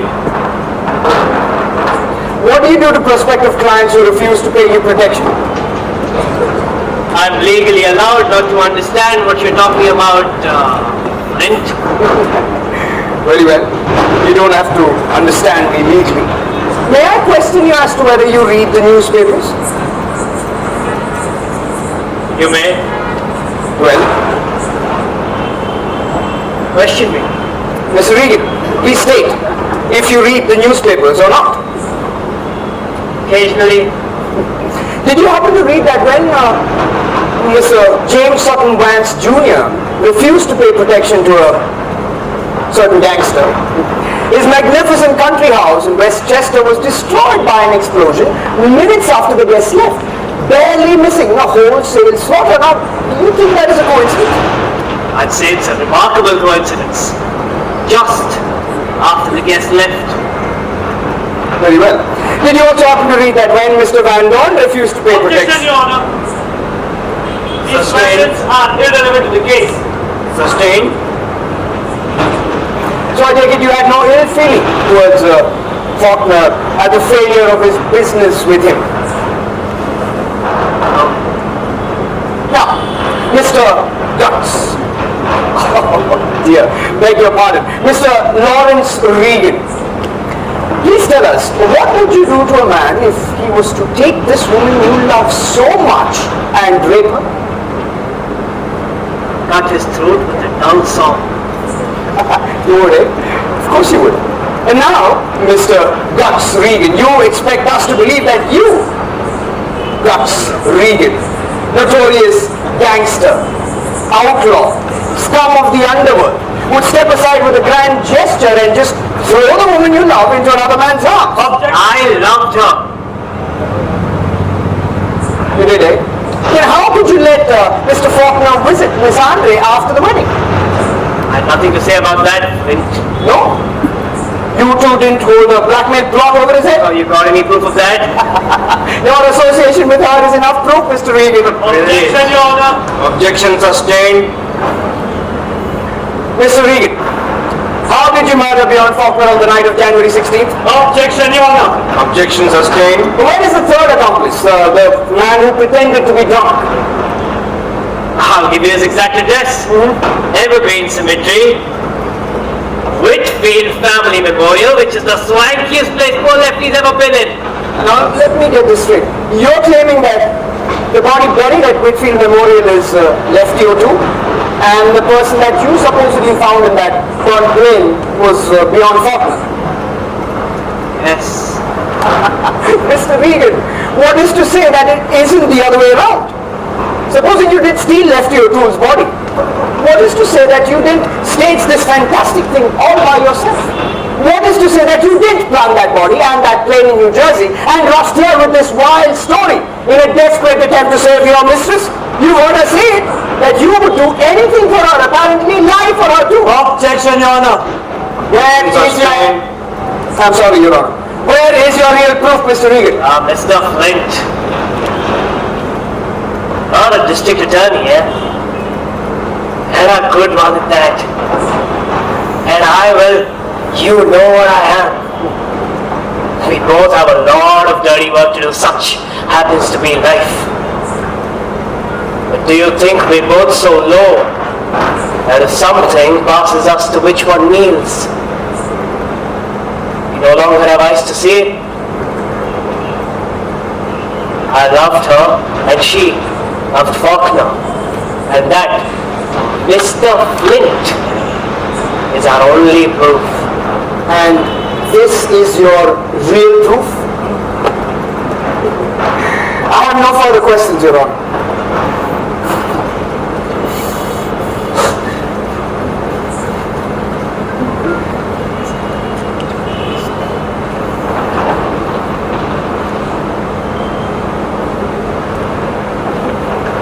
Your Honor, the defense would like to call John Graham Whitfield.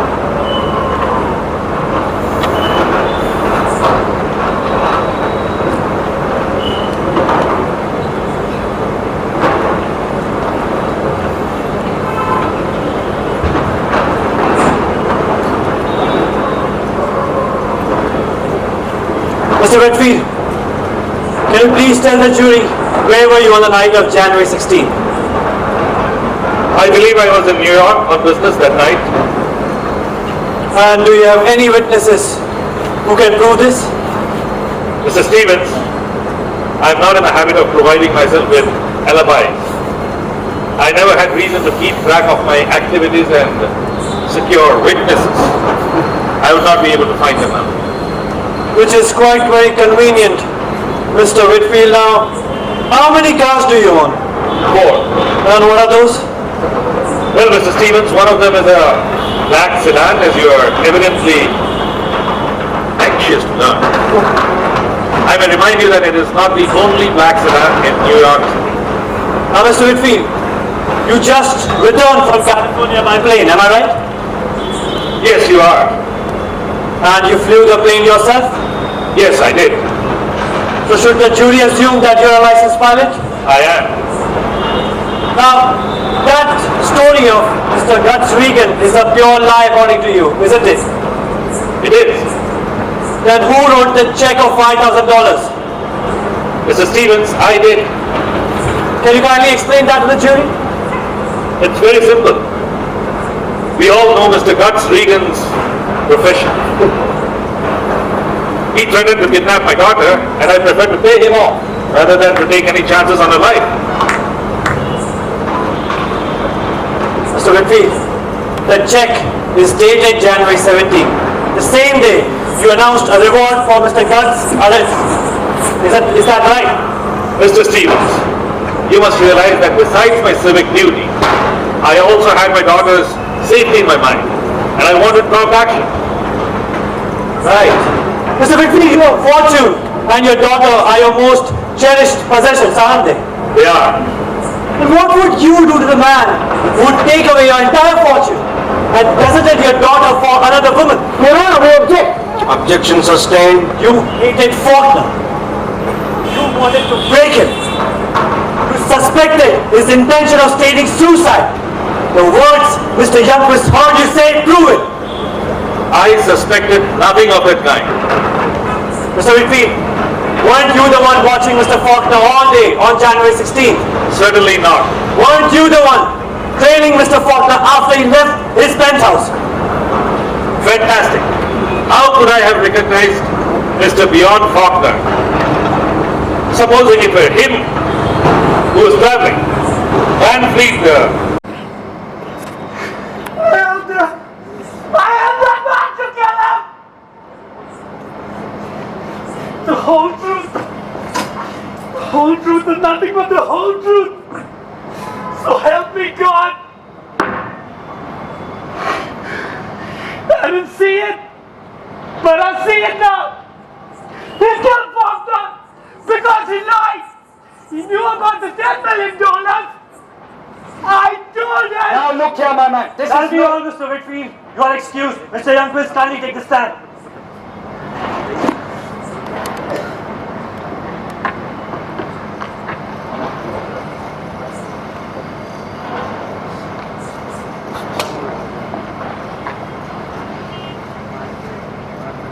Mr. Youngquist.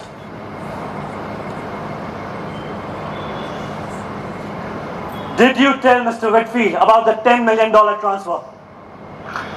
He kept asking me about the 10 million, where it was spent. I didn't know it was a secret. I told him that day about Bjorn Faulkner, that day at noon on January 16th. Now what kind of a frame-up is this? You told Mr. Whitfield about the transfer at noon. I did. God have pity on me. I would have given my life for him, Fauklner. But I helped to kill him. That's all, Mr. Youngquist.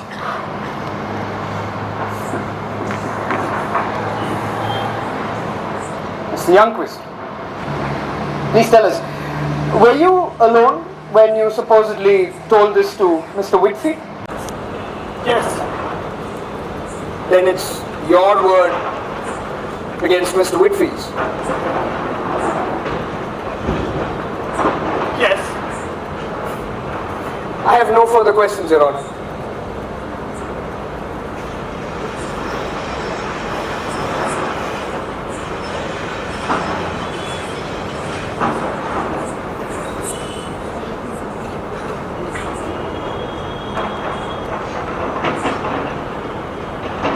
Your Honor, the defense rests.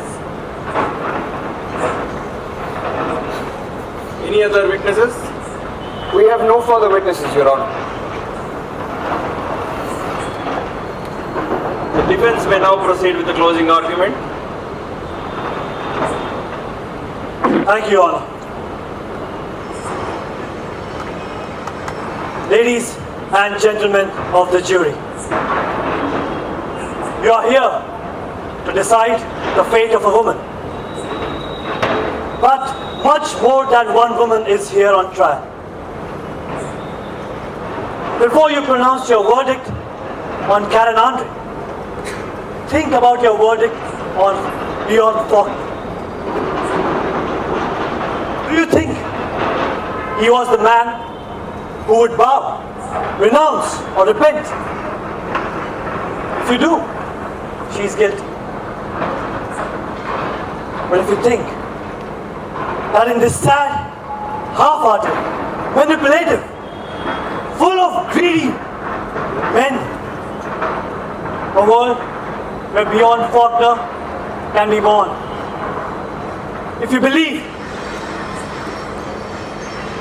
that a man can have a strength within its own vindication, an audacity that is its own law, if deep in your hearts you have felt longing for greatness, or a sense of life which is beyond the life of others around you, then you will understand Bjorn Faulkner. Now you can call him a swindler, a criminal, anything you want, but still a conqueror.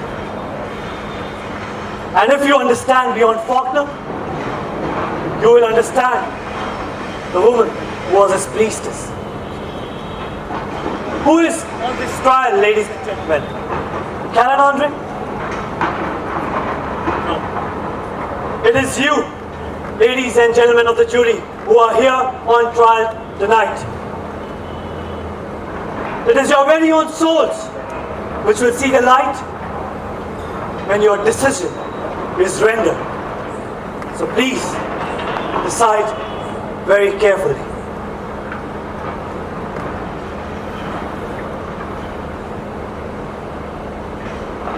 Thank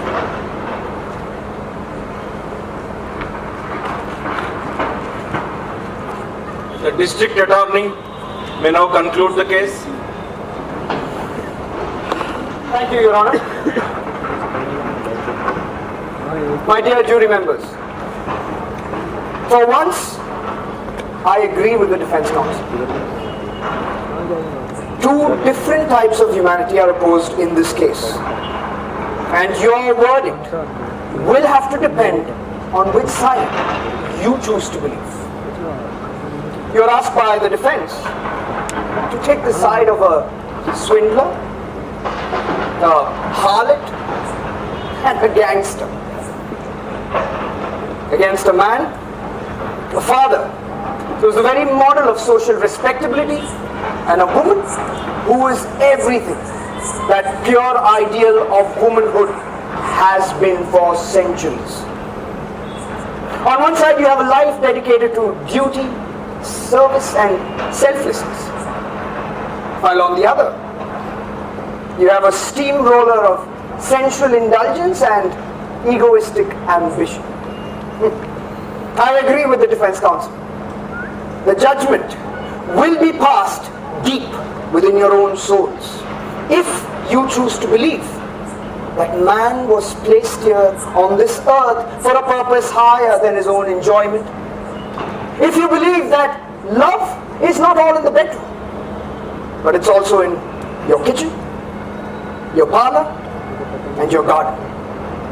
If you believe that the cozy fireside of a home is still the most sacred ideal a man can really aspire to, then, ladies and gentlemen, you will believe that simple virtue is way more powerful than arrogance, and that a man like Bjorn Faulkner was made to bow before it.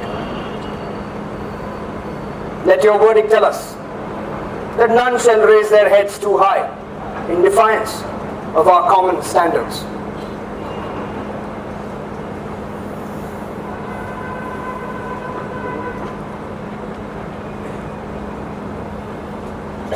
The court will be summoned for the hearing of the verdict. Mr. Clerk, instruct the jury about the voting process.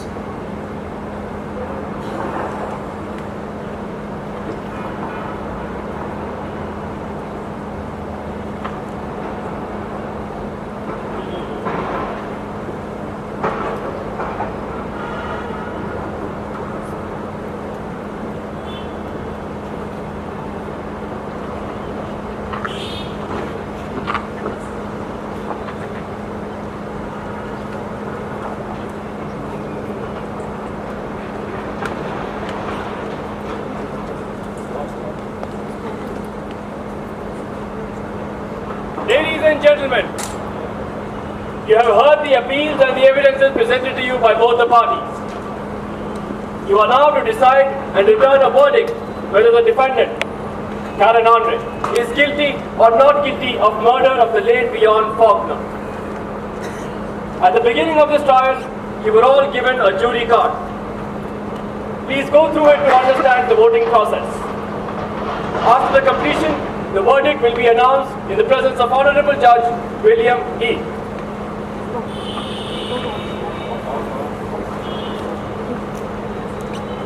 I was called upon to examine the body of Bjorn Faulkner.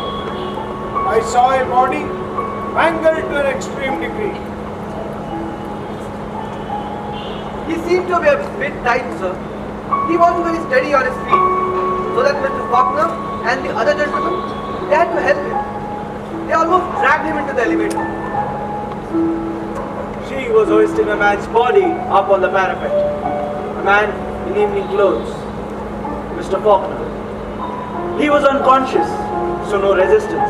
She pushes him with all her strength and he goes down over the parapet into space. I found only two enjoyable things on this earth whose every door was open to me. My whip over the world and Karen Andre.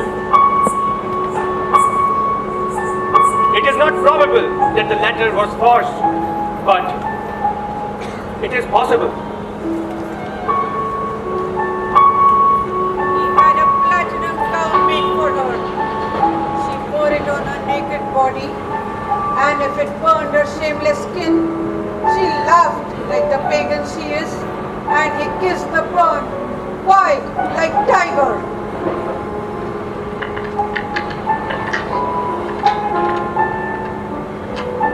We were planning to have a modest little home with a bright little kitchen and a little flower garden. We'd be so happy together, just the two of us, until we had little ones to take care of.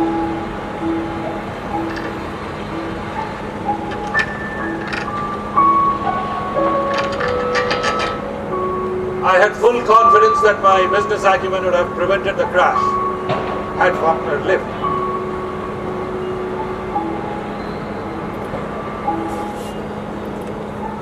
Heavenfield looked at him very strangely and coldly, and said very slowly, "If you do, be sure you make a good job of it."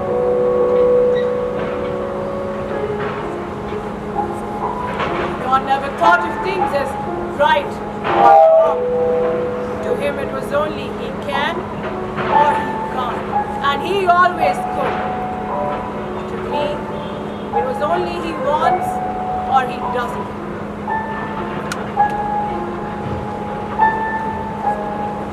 But do you think we're both so low that if something passes us to which one kneels, we no longer have eyes to see it? I loved her, and she loved Faulkner, and that is our only proof.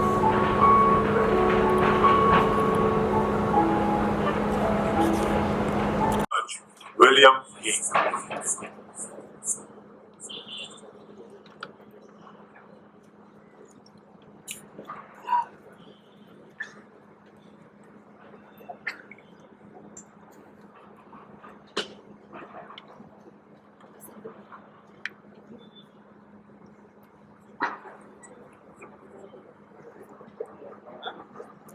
Mr. Clerk, announce the verdict.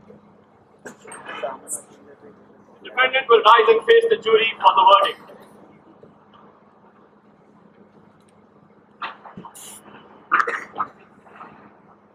The jury finds the defendant not guilty. Ladies and gentlemen, I thank you in the name of Bjorn Faulkner.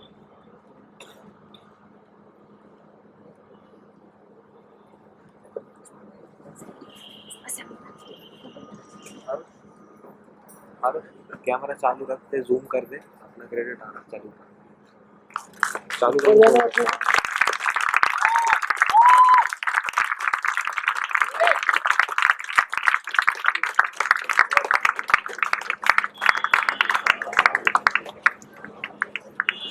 Ayush चाहिए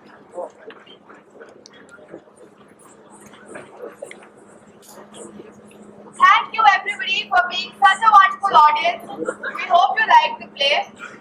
Now we would like to introduce the cast and crew who helped us put up such a wonderful show. Let us introduce the crew first. The art team. Sarthak Gupta will be having on stage.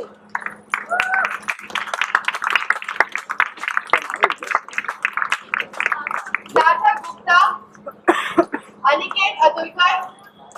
The tech team, Madhur Rawat, Unair, Vishnuji Chauhan, creative designer, Vimul Mukundar, sales marketing, Gopal Krishna, Adarsh Naini, Mahindra K, Shailesh Karkeli, M. Rishabh, Anooradha.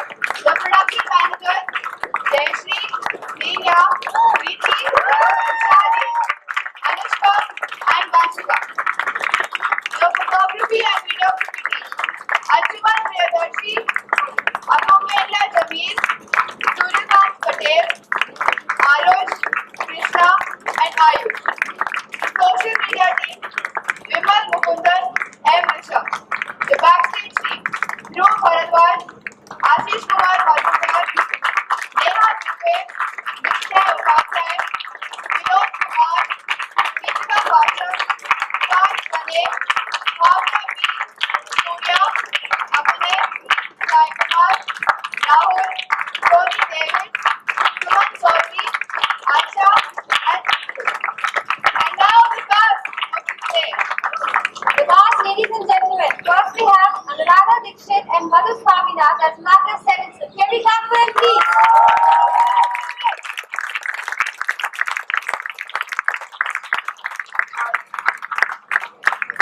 Congratulations, ma'am. Here you louder and please. Anooradha and Madhu Swaminathan, Magda Sevnson. Can you have them on stage?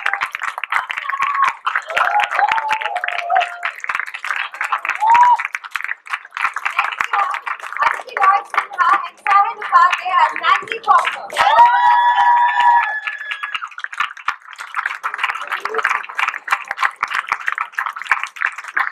Then have Lena Durrani and Vice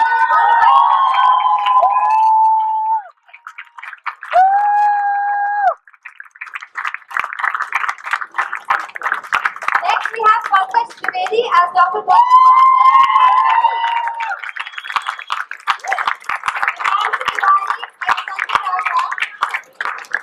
John Frank Whitfield. Nancy Tiwari and Sanjay Raja as John Frank.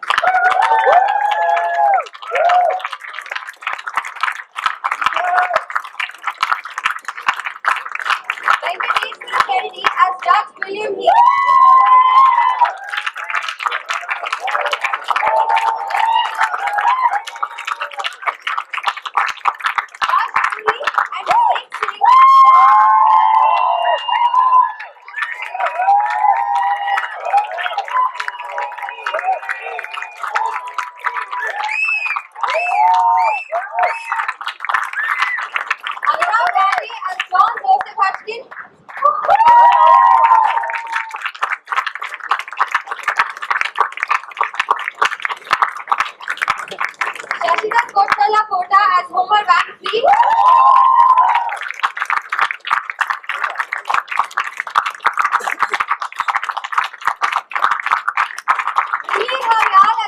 Mr. Sweeney.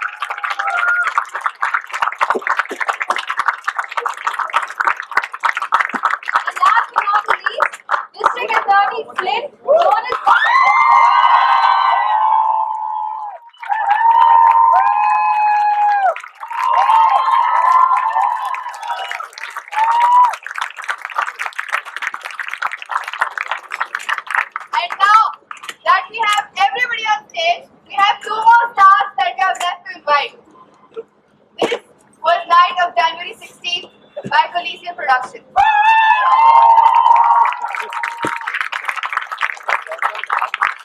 Coliseum production was founded by Dixit and Preksha Trivedi.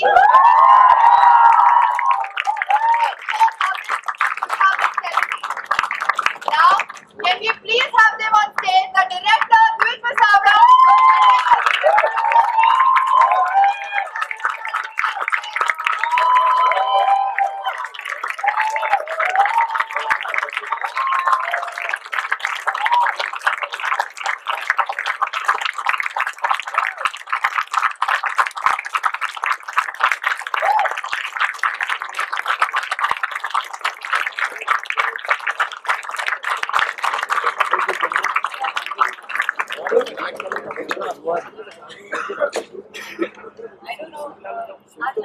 Our sound guy is on stage, so I don't think the filters are working. Anyways, I don't think I need the mic.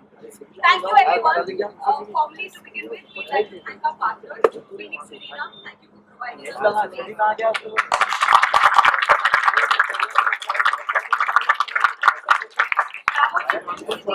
Mr. Rajendra Sami,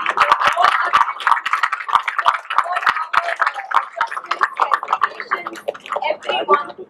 Thank you so much. Without you guys, without all our partners, without the entire team, without everyone, we wouldn't have been able to do this together. And of course, you. Thank you. You make us feel humble every time we put up a show. And today is no less different.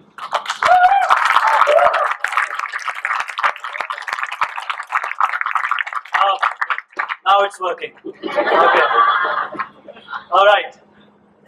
Where do I begin? So many people. But first and foremost, thank you. It's a Thursday evening, but you still took some time out from your office schedules and everything else to come here and watch a play. More importantly, I mean, you came here to watch a play more than came here to watch Night of January 16th. And that's very important for us. We want to ensure that you keep watching plays in Hyderabad whenever you get a chance, and that is extremely important because a lot of people come and tell us that, you know, the theatre scene is dying in Hyderabad, but I reassure you, till the time you see people like us on stage, not only will keep it alive, but we'll give these movies a damn run for their money. And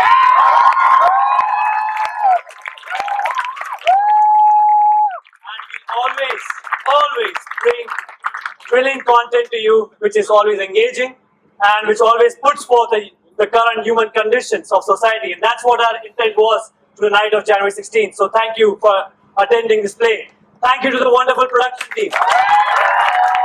Wonderful. These are college kids. Some of them have had exams today. Please do not advise that to your kids. But thank you so much. What you do is wonderful. All of this wouldn't have been done. Thank you so much. And you as well. And thank you to this wonderful team, the cast of Night of January 16th. I mean, if you see on stage, we have an age range. Like, this is the first time Coliseum Productions have had and age range. Like I don't know what's the youngest guy. I think Shashi should be the youngest guy. Regan is the youngest. Okay, I have no idea. But we have an age range here, and it was just very humbling to see everybody coming together, make time from their office schedules, and like come here for rehearsals and practicing and everything else. So thank you for believing in this product. Thank you for believing the script. We had a great time, and I hope you had a great time as well. And last but far from least, thank you, Preksha Trivedi. This is my every time template speech that I'm going to give you.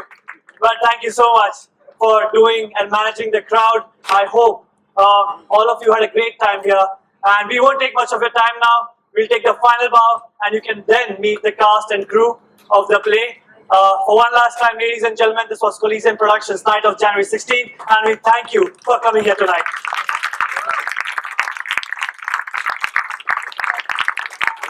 That's it. One more. All right, 3, 2, 1. Thank you.